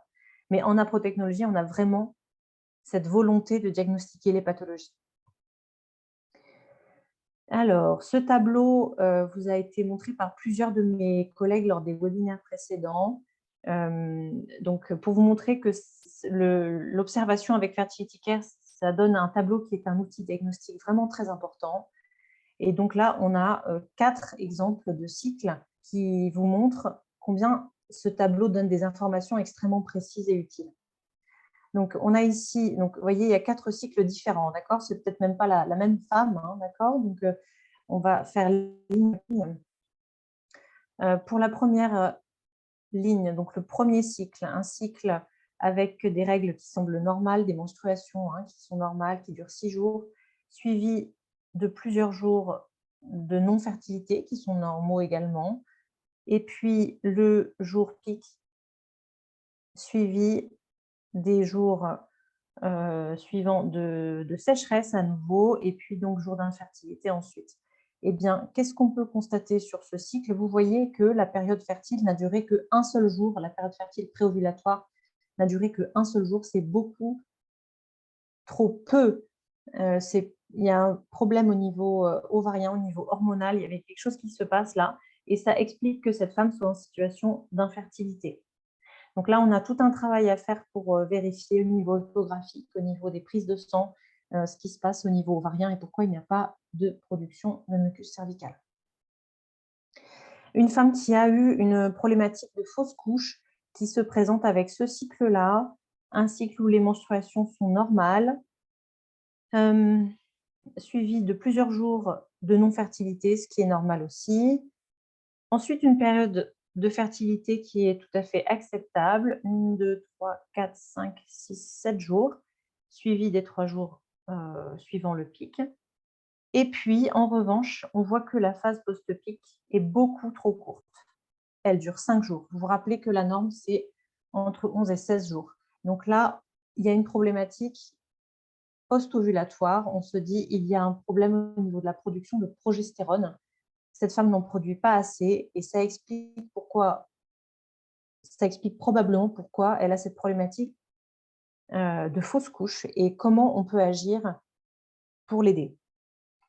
Le troisième cycle qui est analysé ici montre des menstruations qui sont normales, des jours post-menstruels qui sont normaux aussi avec une absence de mucus cervical. Ensuite, une période de fertilité qui est un peu courte, qui montre sans doute un processus ovulatoire qui n'est pas optimal. Et puis, par la suite, une durée de la phase post-pic qui est correcte, qui est bonne, mais vous voyez que la femme présente des saignements bruns, B ça veut dire brown, ou légers, donc du spotting comme on dit, pendant 5 jours à la fin de son cycle, et ça, ce n'est pas du tout normal. C'est un autre signe d'insuffisance en progestérone lors de la phase lutéale. Et puis enfin, ce dernier cycle qui montre tout un ensemble de saignements anormaux. Là, vous le voyez très bien, les menstruations sont beaucoup trop longues, il n'y a aucune période de fertilité, il n'y a pas de production de mucus cervical, il y a des saignements erratiques au cours du cycle. Et là, il est urgent que cette femme voie un médecin, qu'elle ait une échographie, voilà, qu'on vérifie l'état du col, faire certaines biopsies, etc., vérifier son état de santé très rapidement. Voilà. La troisième étape de la prise en charge, c'est le plan de soins et donc le traitement des causes de l'infertilité et que l'on fait de manière collaborative ou synchronisée avec le cycle de la femme. Il y a plein de choses qui peuvent être prescrites selon ce qui a été trouvé dans les diagnostics. On supplémente en hormones bioidentiques en Implotechnology, donc œstradiol bioidentique ou progestérone bioidentique, ou les deux, selon la situation. Ce sont des hormones extrêmement efficaces qui ont peu d'effets indésirables puisqu'elles sont identiques à celles produites par le corps. On peut utiliser des traitements qui améliorent la qualité ou la quantité du mucus cervical. En Implotechnology, on va avoir recours à la stimulation ovarienne en cas de nécessité. Cette stimulation est synchronisée avec le cycle et donc elle requiert des plus faibles doses que ce qui est utilisé en assistance médicale à la procréation. La stimulation va toujours avec un monitorage échographique de l'ovulation. Pour certaines patientes, pour certains patients, il est aussi nécessaire d'utiliser des antiagrégants plaquettaires comme l'aspirine, des anticoagulants. On peut prescrire aussi à un couple, pas seulement la femme, mais le couple, de ne pas prendre d'acide folique.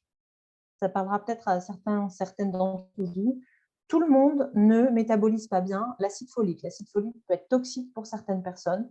Et donc, s'il y a une mutation du gène MTHFR, dans ce cas-là, il faut que la femme et ou l'homme, selon celui qui est porteur ou porteuse de la mutation, prennent de la vitamine B9 active, du folate méthylé.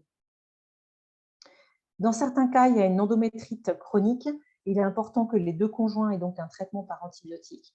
Parfois, il est nécessaire de donner également de la cortisone. Et puis, pour la qualité des gamètes, que ce soit chez l'homme ou chez la femme, des antioxydants peuvent être très utiles pour améliorer la fertilité. Je vous parlais tout à l'heure de collaboration avec le cycle. En Apro-Technology, par exemple, quand on va prescrire de la progestérone, elle est bioidentique et elle est prescrite du 3e jour après le pic jusqu'au 12e jour. Vous voyez, pour être vraiment en collaboration avec la production endogène de progestérone. Alors que en gynécologie standard, on prescrit de J15 à J25. Mais vous comprenez bien que comme l'ovulation survient à différents moments du cycle selon le cycle que traverse la femme, eh bien, ce n'est pas forcément logique. Il y a aussi tout un aspect chirurgical. Donc, si on trouve un varicocèle pour l'homme, cela peut bien sûr avoir un impact négatif sur sa fertilité. Donc, ce sont des varices au niveau testiculaire. Et donc, ça, il faut parfois se faire opérer pour que ça aille mieux. Pour les femmes, il y a toute la dimension chirurgicale, de retirer complètement les lésions d'endométriose, d'avoir recours à la ovarian wedge resection en cas de syndrome des ovaires polykystiques. Il y a toute une perspective également globale sur la santé de la personne, vérifier comment est son mode de vie, son sommeil, la façon dont cette personne gère le stress. Si elle a une activité physique régulière et modérée, il ne faut pas que l'activité physique soit trop importante non plus. Comment elle s'alimente. Pour certaines personnes, il y a aussi des intolérances alimentaires qui n'avaient jamais été diagnostiquées, qui peuvent être du coup pertinentes à diagnostiquer à ce moment-là pour lutter contre l'inflammation chronique. Et puis pour certains patients, pour certaines patientes, il faudra avoir recours à un régime alimentaire anti-inflammatoire, à un régime avec index glycémique bas, par exemple pour le syndrome des ovaires polykystiques. Peut-être que Maryse veut traduire, comme il y avait beaucoup de choses. Okay, I can translate. Yeah, thank you, doctor.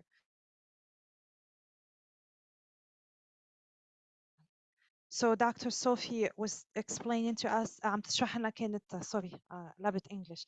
Dr. Sophie كانت عم تشرح لنا كل الخط باردون علقت على الكلمة steps لأني عم ترجم صوت على الإنجليزي في عقلي. كل الخطوات اللي بيتبعها الأطباء باختصاصهم بالنابرو تكنولوجي. أول خطوة كثير مهمة هي إنه يتعلموا التشارتنج مع براكتيشنر مثلي أنا، يعني يتعلموا كيف يراقبوا هالمادة ويحطوها على التابلو، لأنه كل شيء بيعملوه أطبائنا بيرتكز على التابلو. وبعدين في بيلان دياغنوستيك، يعني في خطة كاملة لحتى يقدروا بيتابعوها، لحتى يقدروا يساعدوا يعرفوا شو اللي عم بيصير، شو هي المشكلة اللي عم بيواجهوها الكابلز أو المشكلة اللي عم بتعاني منها المرأة. سوري أنا عم برجع ما أوكي. شرحت إنه هيدا هالطريقة منا سريعة، منا سريعة بظرف شهر، فيها تاخد لحد السنتين لينعرف شو المشكل ليتعالج، لحتى إذا كانت مشكلة رقم لحتى يصير في حبل. الوقت كتير مهم بنفهم هالشي، بس اللي لازم ينفهم إنه كمان هالشي بيساعد المرأة بصحتها النسائية مش بس بقصة الحبل. شرحت كمان إنه لمن عم تتابع المرأة إذا كان عندها تاريخ ترويح، أو إذا كان من اللي عم نشوفه مبين إنه عندها مشكلة بهرموناتها، بيتجنبوا إنها تحبل دغري لأنه ما بدهم يصير في ترويح.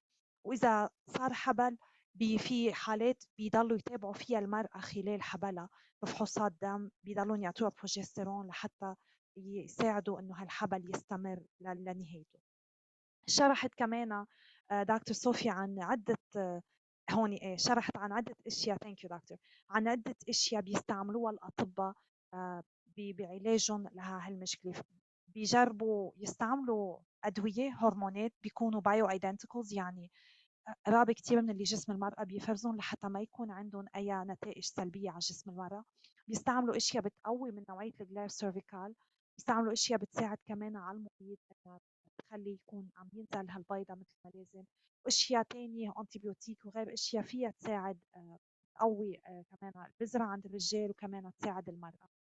وذكرت دكتور صوفي كمان انه سوري لحظه ذكرت كمان عمليات بينعملوا مثل اللي حكينا عنهم اللاباراسكوبي والأوفريان ويدج ريسكشن، وفي لهم طرق معينة هن بيعملوها. وحكيت عن أهمية يكون في توازن بالهرمونات، في نوعية حياة عم تنعاش، ما يكون فيها كتير نمط حياة يكون بيساعد، ما يكون في ستريس، عم بيناموا منيح، في نشاط بدني، في توازن غذائي. كتير الأكل بيأثر وبيأثر على التهابات مزمنة كمان. So شرحت عن أهميته. Dr. Sophie, can you please go back to the chart that for one? Yeah, because I did not go over that one. هيدا شفناه مع دكتور عامر ومعي، واليوم مع دكتور صوفي رح اختصره. التشارت بحد ذاته بيقدر يفرجينا، انا مش حكيمه بس بقدر اعرف انه في عندنا مشاكل التشارت عم بيفرجيهم. اول واحد بيفرجينا يوم واحد في ميوكس، هيدا بنشوفه عاده عند الكوبلات اللي بيعانوا مشكله بانهم يقدروا يحبلوا. ثاني واحد بنشوف انه بعد البيك داي في بس 5 ايام، هيدا الشيء بنشوفه اكثر شيء عند النساء اللي عندهم خطر انهم يروحوا. هون بنشوف شيء بنقله بريماتس فوسفاتين اللي هو بيكون بيتصل بكمية أو مستوى بروجستيرون واطي بجسم المرأة. في عنا كمان نزيف غير اعتيادي، في يكون له عدة أسباب، في يكون مشكلة فايبرويدز، مشكلة هرمونات، وفي يكون كمان مشكلة كانسر. يعني البيلان هيدا التابلو بيعطينا الكثير عن صحة المرأة، بخلينا يعرف كثير أشياء عن صحة المرأة. Thank you, doctor. Je voulais juste dire au sujet de cycle, là, vous voyez, une femme qui vient pour un problème d'infertilité, si on ne connaît pas bien les méthodes d'observation du cycle, son médecin va lui poser quelles questions? Il va lui dire quelle est la durée de votre cycle, par exemple, et combien de temps durent vos règles? La femme, elle va dire, oh, bah, mon cycle, il est normal, il dure 28 jours, vous voyez, 28 jours, et puis mes règles, elles durent 6 jours, elles sont d'abondance normale. Et là, on dira les cycles sont normaux, mais vous comprenez bien toutes les précisions qu'apporte la méthode Fertility Care pour avancer sur le diagnostic. Une fois que le traitement a été pris pendant plusieurs cycles, le médecin refait un point d'évaluation pour voir si la fertilité est améliorée ou restaurée. Il regarde à nouveau les tableaux d'observation, puisque le couple continue à s'observer, bien sûr. On fait le point sur les symptômes. Est-ce que ça va mieux au niveau des douleurs? Est-ce que ça va mieux au niveau de la longueur des cycles, les migraines, l'acné, etc. On peut être amené à refaire des prises de sang, à refaire un spermogramme. Une fois que les résultats de la prise en charge sont optimaux, on demande, on peut donner un feu vert, on peut donner l'autorisation au couple pour utiliser les jours de fertilité. Comme je vous le disais tout à l'heure, avant le traitement, on évite, sinon le risque, c'est la fausse couche, miscarriage. Et à ce moment-là, à chaque cycle, le couple a une chance de concevoir. Et vous comprenez bien tout l'intérêt que ça a d'avoir fait ce travail de diagnostic et de traitement. Lors de la grossesse, il y a tout un travail en appro pour prévenir les fausses couches. Et à ce moment-là, il peut y avoir plusieurs traitements qui sont utiles selon la situation du couple. Comme je vous le disais tout à l'heure, bien sûr, chaque situation est particulière. Ce qui est très fréquent, ce qu'on remarque, c'est l'insuffisance en progestérone de nombreuses femmes, notamment lors du premier trimestre de la grossesse, la période où c'est le corps jaune, donc ce qui reste du follicule qui a libéré l'ovocyte, donc le corps jaune qui produit la progestérone. Et donc, les femmes sont actuellement très nombreuses à avoir un corps jaune qui ne produit pas assez de progestérone et elles ont donc besoin d'être supplémentées en progestérone pour pouvoir poursuivre leur grossesse. Je vous ai mis le schéma utilisé. Donc, la femme fait une prise de sang toutes les 2 semaines pour vérifier où est-ce qu'elle se trouve avec son taux de progestérone et on fait un traitement qui est adapté à chaque zone pour qu'elle reste avec un taux de progestérone optimal et qu'elle puisse continuer sa grossesse. Alors, est-ce que la nanotechnologie est efficace? Déjà, il faut savoir qu'on ne peut pas comparer en termes de statistiques la fécondation in vitro et l'insémination artificielle avec la nanotechnologie, puisque en assistance médicale à la procréation, on calcule le taux d'accouchement, le taux de naissance vivante par tentative, c'est-à-dire par cycle médicalisé. d'insémination intra-utérine ou de fécondation in vitro. En naprotechnology, on parle du taux de naissance vivante par couple, puisque la prise en charge est longue. Vous avez vu jusqu'à 24 mois. Ces chiffres sont les chiffres français publiés par le ministère de la Santé pour l'année 2017-2018. Et on va s'intéresser surtout, si vous voulez, à la fécondation in vitro et à l'insémination artificielle au sein du couple. Ici, vous avez donc c'est le taux d'accouchement par tentative. Vous voyez que les taux sont assez étonnamment bas, puisque là, c'est la barre des 10%, là, c'est la barre des 20%. Avec l'insémination intra-utérine du sperme du conjoint, il y a seulement 10% de taux d'accouchement par cycle médicalisé. En ce qui concerne la fécondation in vitro sans ICSI, qui est une technique particulière, on est autour de 20% d'accouchement par cycle médicalisé. Et après, le reste des taux est comparable, donc avec l'ICSI, ICSI, et avec le transfert d'embryons congelés, frozen embryo transfer. Vous voyez que, contrairement à ce qu'on croit, à ce que beaucoup de gens pensent dans la population générale, il y a beaucoup moins de gens qui repartent d'un service de PMA avec un bébé que sans bébé. L'efficacité n'est pas toujours bien connue. Alors, je vais vous parler de ces chiffres qui reprend les résultats de plusieurs études évaluant l'efficacité de la naprotechnology. Donc là, c'est les mêmes chiffres, mais j'ai rapetissé le tableau pour se concentrer sur 2 lignes. Je vais vous montrer donc les taux de naissance bruts et les taux de naissance ajustés. Donc, j'ai repris pour ça, donc ce tableau vient du travail de la thèse de médecine générale du docteur Marie-Pierre, qui a présenté en 2019 son travail à l'Université de Marseille, et donc qui reprend les taux d'accouchement, les taux de naissance vivante obtenus par les couples suivis en naprotechnology en France entre 2010 et 2018. C'est ce qu'elle a appelé l'étude française. Le taux de naissance brute dans l'étude menée en Irlande sur la naprotechnology était de 25%. Au Canada, 38%. Une équipe ukrainienne a travaillé sur ce sujet et avait obtenu de bons résultats avec 40% de naissances. Intéressant ici, une étude qui s'intéressait uniquement aux couples qui venaient après échec de fécondation in vitro, donc des couples qui avaient des paramètres démographiques et médicaux qui étaient plutôt péjoratifs, plutôt négatifs, donc des couples plus âgés, un âge moyen plus élevé, des antécédents médicaux plus lourds. Voilà. Et vous voyez que malgré cela, 18% en taux brut de ces couples ont conçu grâce à la naprotechnology. Pour l'étude française, entre 2010 et 2018, on était à 26,4% de taux de naissance. Il y a également un taux de naissance ajusté qui a été calculé pour les gens qui sont fans de biostatistiques. C'est lorsque en fait, on ajuste sur le pourcentage des gens qui ont décidé d'arrêter la prise en charge, qui ont décidé d'arrêter le traitement. Et donc là, on obtient des taux encore plus élevés, encore plus intéressants, mais malheureusement, pour l'étude française, nous n'avons pas pu le calculer, ce taux, donc il n'apparaît pas ici. En tout cas, pour les autres groupes, les autres cohortes, on avait 53% de naissances en taux ajusté en Irlande, 66% au Canada, 73% en Ukraine, et parmi les couples qui avaient été suivis après échec de fécondation in vitro, 32% de naissances vivantes après ajustement. Maryse, if you want to translate. Sophie, just to remember where you were talking about. Okay, the last part that I translated.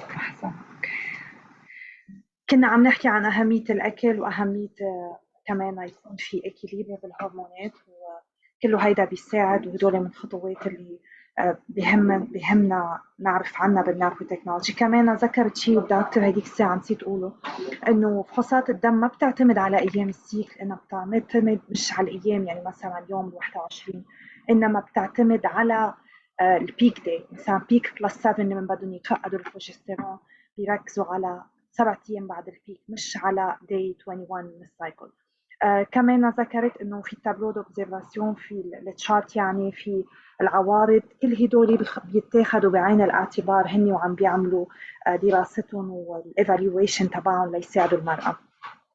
ذكرت كمان انه لمن بيحسنوا كل هيدي الاشياء اللي شايفينها، الفاكتورز اللي شايفينها، بيعطوا الضوء الاخضر للكابل لحتى يجربوا انه يحبلوا. وبكل سايكل في يصير احتمال انه يصير في فيكونداسيون، يصير في كونسبشن. في حالات مثل ما قلنا بيتابعوا المرأة بحبلها لحتى يتجنبوا الترويح، بيعطوها هرمونات بتكون متماثلة مع جسمها، بيو إيدانتيك، البروجستيرون والأستروجين. فيهم يعطوها أسبرين، فيهم يعطوها أنتي كواجولانت. هل هالشي فعال؟ الأرقام هي بتعبر وبتفرجينا فعالية هالموضوع. فرجتنا إنه وسائل الصناعية الخاصة بالإنسيمينيشن فعاليتها ما عم تتخطى 20%. رجعت فرجتنا table yes 20.3% أعلى نسبة اللي شفناها بهيدا التابلو. هيدي دراسة انعملت بفرنسا بال 2018 على الوسائل الصناعية. هون بنشوف النابو تكنولوجي عم بتفرجينا التو نيسانس، يعني نسبة الولادة، مش عم نحكي بورسنتاج نجاح، عم نحكي نسبة الولادة بالمنطقة أو بالمنطقة اللي انعمل فيها الإحصائيات، بتتراوح من 25.5 ل 40.1 40%.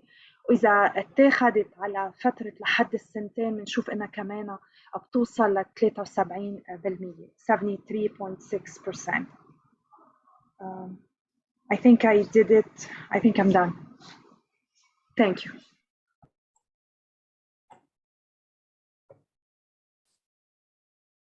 Quels sont les avantages de cette prise en charge?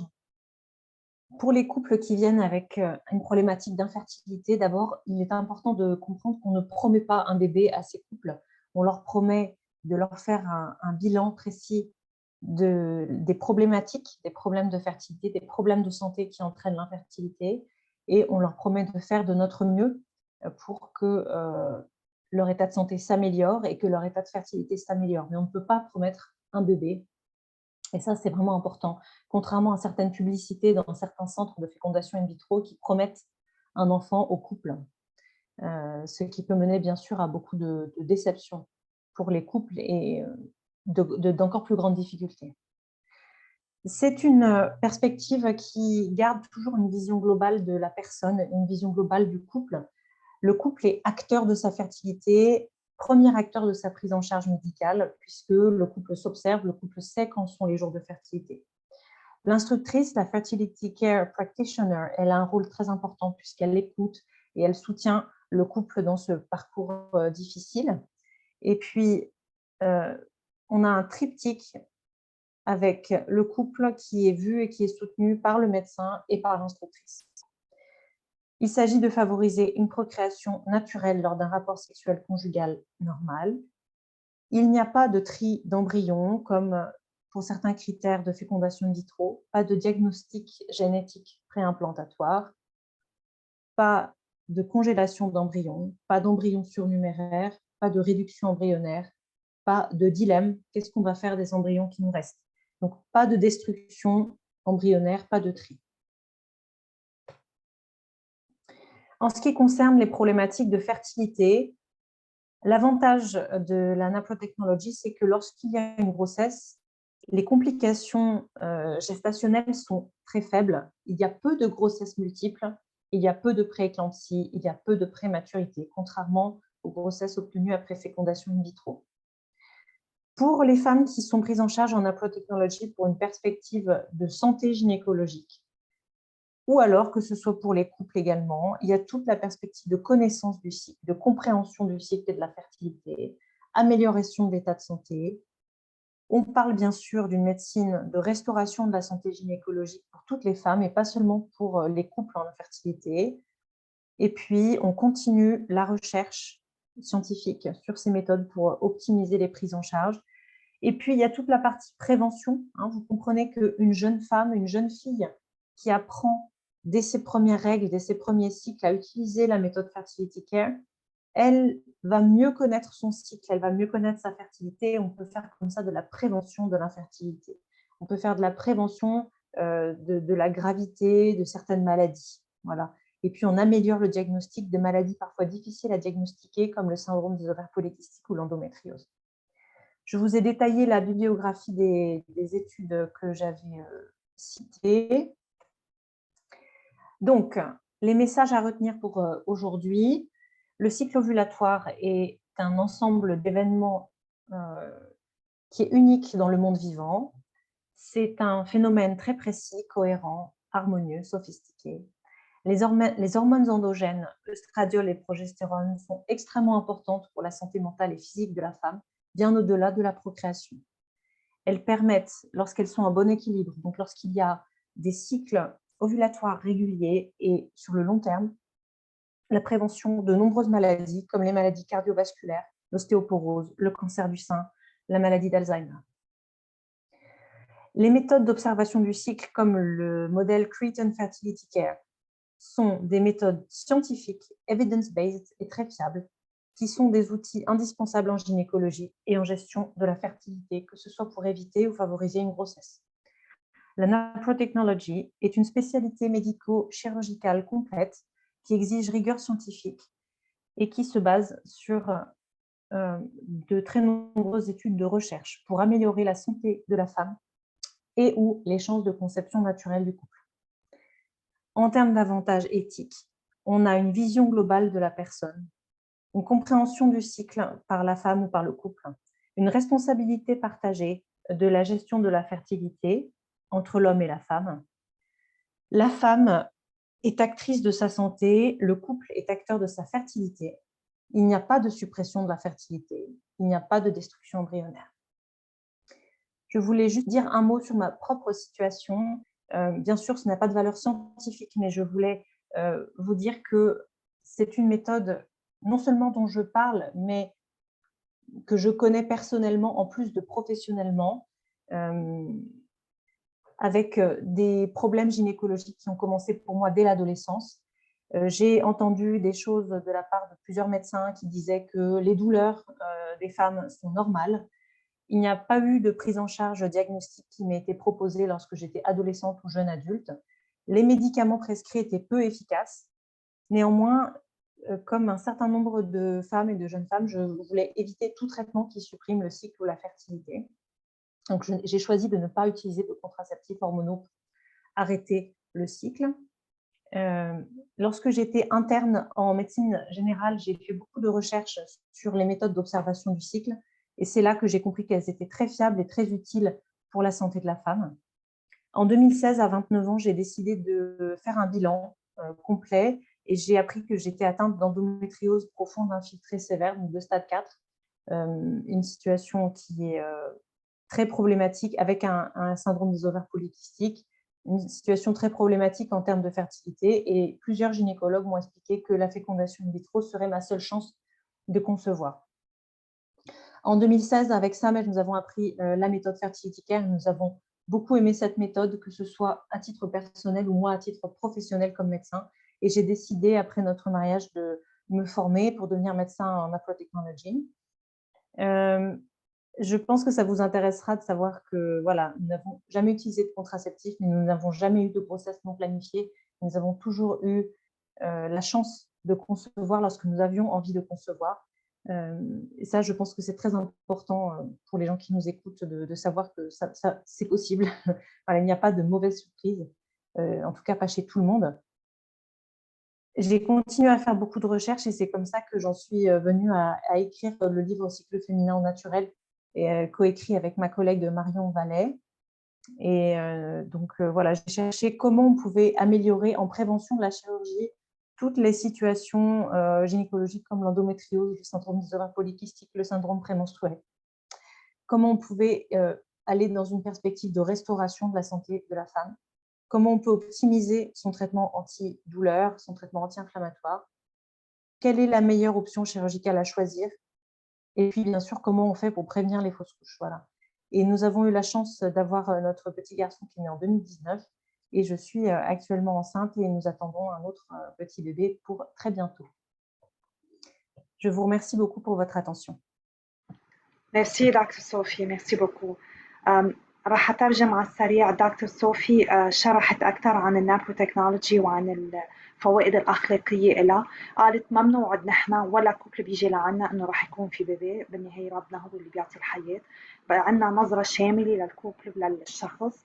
الكوبل هو مسؤول عن خصوبته، هو بيتحكم بهالموضوع بفترة الحبل وفترة تجنب الحبل أو فترة إذا بدهم حسب كيف بدهم يستعملوه ليحبلوا أو ما يحبلوا. أكيد البراكتيشنر لها دور مهم، في دور بيلعبوا الكابل مع الحكيم مع الانستراكتور. نحن بنعتمد على إنجاب طبيعي، على علاقة طبيعية حميمة بين الرجل والمرأة، من خلالها إذا ربنا راد في يصير حبل. ما في تعدد للامبريون للامبريوز مثل ما بيصير بالان فيترو فيرتيلايزيشن. ما في فروزن امبريوز، ما في يعني عم بيفرزوا اي امبريو، ولا عدد اكبر من الامبريو، ولا ريدكشن سيلكتيف ريدكشن للامبريو مثل ما بيصير بالان فيترو فيرتيلايزيشن وقت بيحقنوا المرأة لحتى يخففوا من عددهم.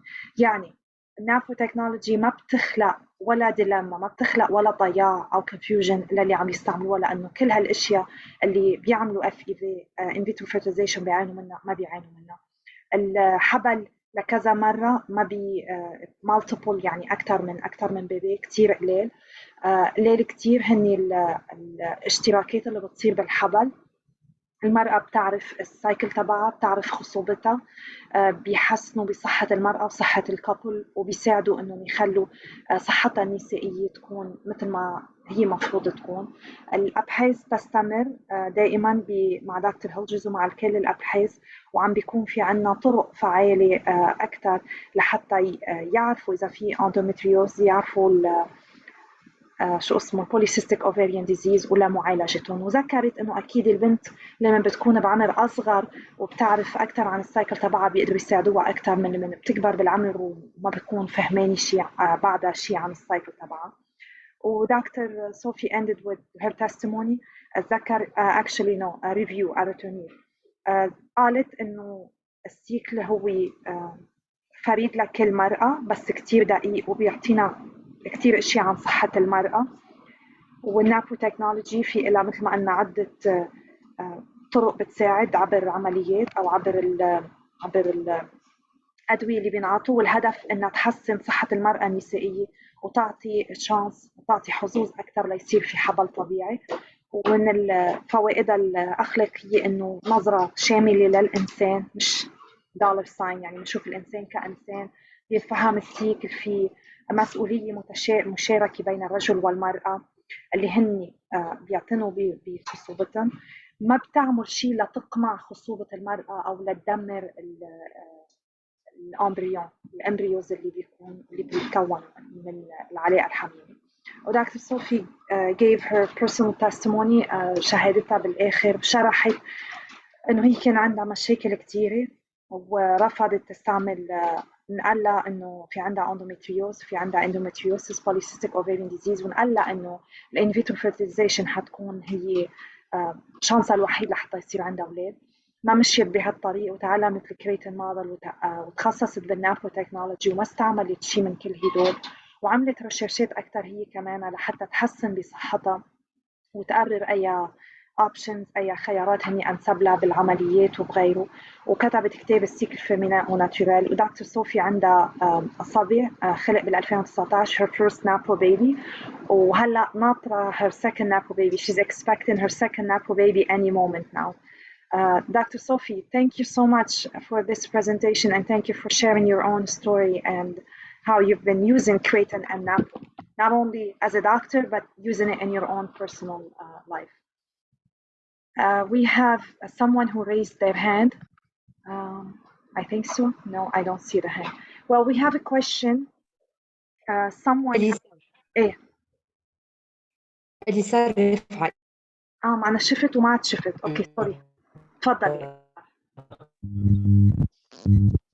Oui, bonsoir, c'est Olivier Calamy, ostéopathe, l'époux d'Elissa, qui est à côté de moi. Bonsoir à vous deux, merci d'être là. Bonsoir, Merci et merci beaucoup pour votre présentation qui est absolument fantastique, parfaite et très claire. C'est gentil, merci beaucoup, ça me touche beaucoup. Alors, premièrement, est-ce qu'on pourra avoir un lien pour vous joindre, enfin un mail ou un numéro WhatsApp pour communiquer avec vous. Vous pouvez m'écrire, si vous êtes sur les réseaux sociaux, je suis désolée, votre son parfois rend les choses un peu difficiles à entendre. Vous avez peut-être un problème de micro.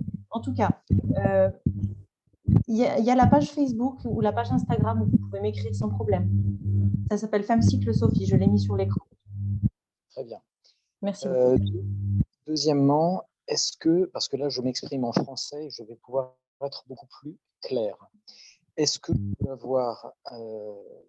vous pouvez m'accorder 2 minutes pour expliquer en quoi l'ostéopathie pourrait se joindre à la naprotechnologie dans... Bien sûr, moi ça ne me dérange pas. Après, il est tôt chez moi, c'est pas la nuit, donc c'est pour je pense que ça intéressera aussi nos participants. Maryse, are you okay with that? So that Olivier can explain in 2 minutes why osteopathy can be helpful. Yes, that's fine. As long as we try to be concise, just because we want to make sure others can ask questions. Thank you. Go ahead. Sure. Donc, il y a un aspect thérapeutique et protocolaire, un aspect éthique et culturel, et enfin un aspect statistique. Et je vais être très bref. D'abord, l'aspect thérapeutique protocolaire. J'ai eu cette intuition très récemment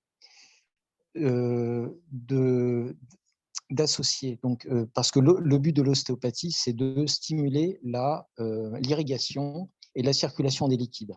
Donc, dans le cas, par exemple, de l'endométriose, si les artères ovariennes ou utérines sont pressées, il y a une mauvaise vascularisation des tissus. Et le but de l'ostéopathie est de favoriser, de revitaliser l'irrigation des tissus. Donc, mon protocole est d'abord environ 1 semaine avant le début des règles, de faire une séance avec des techniques externes qui agissent au niveau de l'axe vertébral, au niveau du petit bassin, mais en technique externe, tout ça pour favoriser l'irrigation, pour favoriser le message nerveux. Je laisse Dr Maryse traduire. No, I will not translate. Dr. Sophie understands the French, so she can answer you. Dr. Sophie, c'est juste une traduction si vous souhaitez. Sinon, je continue en français, il n'y a pas de problème. Donc, la deuxième séance est environ 1 semaine après, et là, c'est au niveau crânien, pour stimuler d'une part le système parasympathique, puisqu'on a souvent affaire à des femmes qui ont un stress, et puis d'autre part, agir sur le système diurmérien et stimuler le système hypothalamo. Il y a notamment des techniques de pompage au niveau de la selle turcique, au niveau de la symphyse sphénobasilaire, pour stimuler l'activité hypophysaire. Et enfin, environ une semaine après les règles, là, il y a une séance, j'effectue une séance qui comporte des techniques internes. Et c'est là, tout à l'heure, je parlais de l'aspect protocolaire et thérapeutique, mais là, s'ajoute un aspect éthique et culturel. Parce que les techniques internes, pour des raisons médico-légales d'une part, pour des raisons personnelles d'autre part, je ne vais pas faire moi-même la technique en endovaginal. Et là, je demande l'assistance du mari qui donne un point fixe interne, et moi, j'effectue des tractions externes pour tout ça, pour lever les adhérences cette fois. Et, bon. Et enfin, l'aspect statistique. Alors, qu'est-ce que je peux vous dire? C'est que l'apport de l'ostéopathie en Europe et en France existe, mais il est inconnu. Pourquoi il est inconnu? Parce que, pour des raisons médico-légales, des non-médecins n'ont pas le droit de pratiquer des techniques internes. Donc, vous n'aurez pas des statistiques sur les chances de succès. Moi, depuis peu, j'ai on va dire, j'ai eu un heureux événement d'une femme, d'un couple qui est venu à moi, qui avait effectué une échographie et cette échographie avait mesuré l'épaisseur de la paroi de l'utérus. 15 jours après ma séance, une nouvelle échographie a été faite. Et quand je dis ma séance, c'est ma séance, la séance de la femme et la séance de son mari. 15 jours après, l'échographie objectivait un épaississement de la paroi utérine. Et après, grâce à Dieu, ce couple a eu un enfant. Donc, c'est le seul élément objectif que je peux fournir. Donc, je ne me mets pas... voilà, c'est pas pour me mettre en avant, etc., mais c'est donc pour ouvrir un champ, ouvrir une perspective d'association de l'anaprotechnologie, et c'est merveilleux tout ce que vous avez expliqué, avec aussi une thérapie, mais respectueuse de la femme, respectueuse du couple. Et voilà. Désolé si j'étais un petit peu long. Merci Olivier, c'est très intéressant. Est-ce qu'il y a d'autres questions, messieurs, dames? Quelqu'un m'a demandé, je vais lire la question, docteur. Pardon. Qu'est-ce qu'on peut faire pour une femme de 37 ans qui n'a pas de règles? Dans un couple où la femme de 37 ans n'a pas de règles, qu'est-ce qu'on peut faire? Pas de règles du tout. Est-ce qu'on peut faire quelque chose? Alors, comme ça, je ne peux pas répondre directement, mais il me semble qu'il y a la première chose à faire, comme pour tous les autres cas, c'est de faire un bilan diagnostique et de comprendre quelle est la raison de l'aménorrhée, l'absence de règles, l'absence de cycle. On va vérifier s'il y a une activité ovarienne ou pas. Par exemple, même pour cette femme-là qui n'a pas de règles, c'est intéressant qu'elle puisse contacter une fertility care practitioner, une instructrice fertility care comme Maryse, pour qu'elle tienne un tableau et pour qu'on voit ce qui se passe au niveau de son cycle. Est-ce qu'il y a du mucus cervical qui montre une activité ovarienne ou non? Est-ce qu'au contraire, ce sont des cycles complètement secs qui montrent qu'il n'y a pas du tout d'imprégnation par les hormones ovariennes? Donc ça va nous aider à comprendre le diagnostic. Et ensuite, il y a plusieurs causes d'aménorrhée. Un stress intense comme celui que malheureusement connaissent beaucoup de nos compatriotes au Liban peut bien sûr expliquer ces troubles du cycle, mais il faut aller plus loin, il faut voir s'il s'agit d'une aménorrhée hypothalamique par exemple. Est-ce que cette femme elle a assez d'apports nutritionnels ou est-ce qu'elle a assez d'apports nutritionnels mais elle se dépense trop physiquement et donc il n'y a plus assez de réserves nutritionnelles pour le fonctionnement du cycle ovulatoire? Est-ce que cette femme a un problème hypophysaire? Est-ce que cette femme a un problème ovarien? Est-ce qu'elle est en ménopause précoce? Est-ce qu'elle est en insuffisance ovarienne précoce? Il y a plein de causes qui peuvent expliquer cette situation.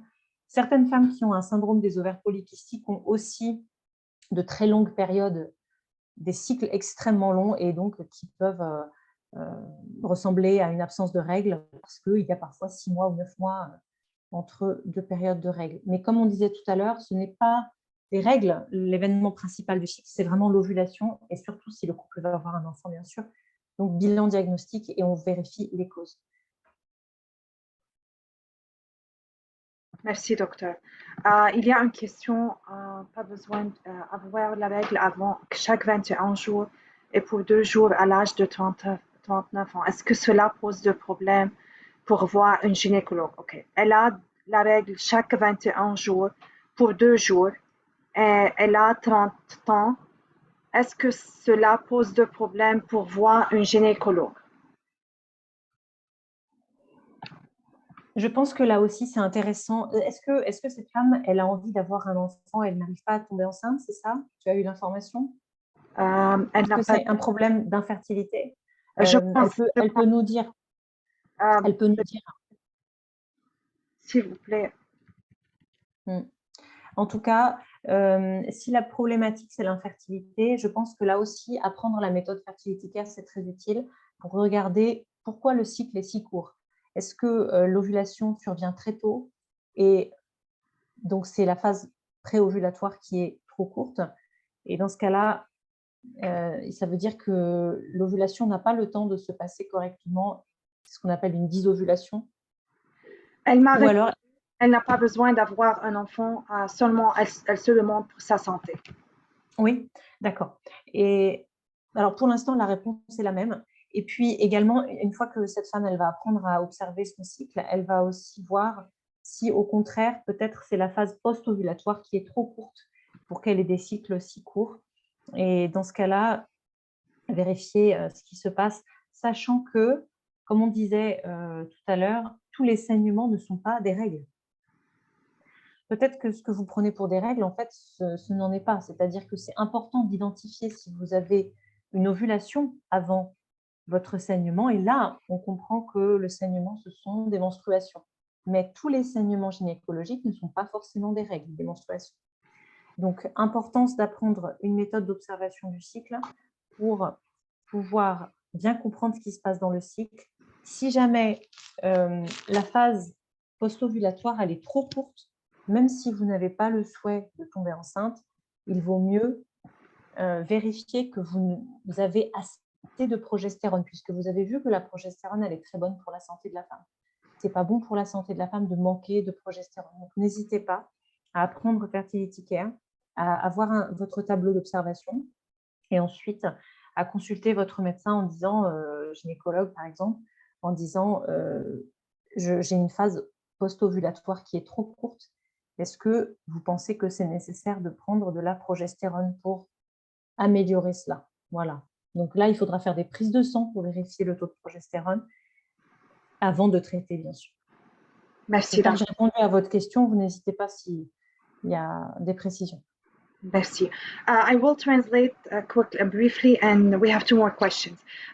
نسأل سؤالين عن أشخاص ما عم تجيهم الرجل على طول أو عم تجيهم فترة قصيرة كتير، إذا هيدا الشيء فيهم يعملوا شيء بخصوصه. دكتور صوفي أصرت إنه أول خطوة هي يتعلموا تشارت.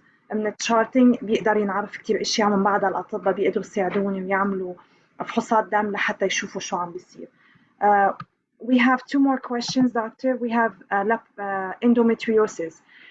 Is the endometriosis operation, which is laparoscopy, does it improve the quality of the follicle eggs for the woman or the AMH? The laparoscopy to remove endometriosis, would it help with the quality of the eggs, the follicle, or just AMH? The level. So you must have noticed that I didn't talk about AMH at all today. Why is that? Because AMH is not an interesting characteristic for natural pregnancy occurrence.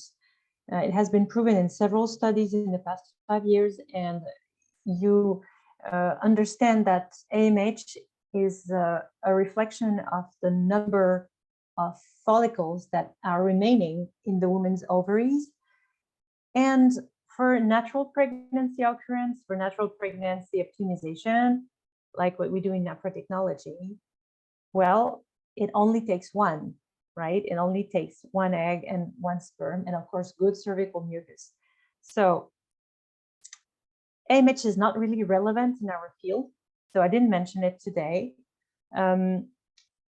So I cannot answer that question regarding AMH. However, we do know that endometriosis lesions are actually creating damage on the ovaries, on the whole genital sphere, on all the organs in the pelvis, and sometimes even in the abdomen, sometimes even further, like the diaphragm, and even sometimes the brain or the lungs.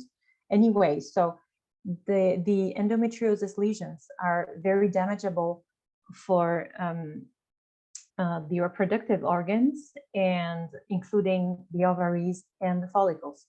So it makes sense that doing the endometriosis excision will improve the prognosis, will improve the results for women's fertility, including the way their ovaries function. And so that helps for general health, gynecological health, and for fertility. Thank you, doctor. In which cases NAPRO cannot help at all in achieving pregnancy? That's a very good question, and I realize I forgot to mention it today. So there are 3 cases for which NAPRO explains that it is not the solution. So one case for men, total azoospermia, that means a total absence of sperm in the semen. That means NAPRO cannot work for this couple. And 2 cases for women. The first is a complete blockage of both of the fallopian tubes that cannot be repaired by surgery or by a medical technique, like the ones that are used during hysterosalpingography, for instance. So if both of the fallopian tubes are completely blocked and cannot be reopened, although there are techniques that are very useful and effective for that, then NAPRO cannot be used. Second situation for women is menopause. Once a woman has hit menopause, NAPRO will not act on her natural fertility because it is over. So this is another situation. So azoospermia, total azoospermia for the man, and for the woman, complete and bilateral blockage of the fallopian tubes that cannot be repaired. And for the woman, once again, menopause. Thank you so much, Dr. Sophie. I think I don't have any more. Oh, yeah, I have one more question. The robotic operation of endometriosis, is it much more recommended than the traditional one? So I'm not a surgeon myself. If Dr. Amer is still here, his opinion would be very, very important and much more valuable than mine. It is still something that is researched.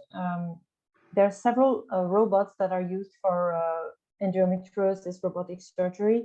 So I cannot give a precise answer to that.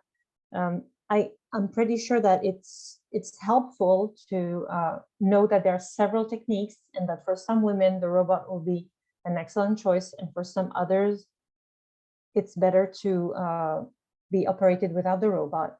But I'm sorry, I cannot really give more precisions on that. Maybe we have gynecological surgeons among us tonight, and I'm really happy to, give them the opportunity to explain to us. I'm not sure if any of them, I don't want to put any on the spot. I know there are a few, but I don't want to put them on the spot. So if they want to answer, they're more than welcome. Yeah, definitely. More than welcome. Dr. Amer had to leave. He just left shortly, so I'm not sure about the other doctors. If none of the doctors want to add to Dr. Sophie's answer, and if we have no more questions, Remy, any questions you have? I guess we should. No, from my side, no. So we just want to remind everyone, Monday, yeah. Yes, I would like to thank you first, Dr. Sophie, and thank you as well, Mariz. وإن الله راد نحن لقائنا رح يكون نهار الاثنين بآخر محاضرة من السلسلة الرائعة من المحاضرات رح تكون مع السيدة جريتا والسيدة ماريزت كمان. Thank you so much again, Dr. Sophie. It was amazing. Sorry if we were late, and we'll see you all on Monday. Okay? Thank you. Yes, thank you.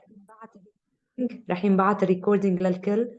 وبليز follow us on all the pages اللي انبعث اللينكس تبعهم بالشات. Yes. Thank you so much, Remy. Thank you, Dr. Sophie. Thank you to everyone. And hopefully we'll see you on Monday in our last session.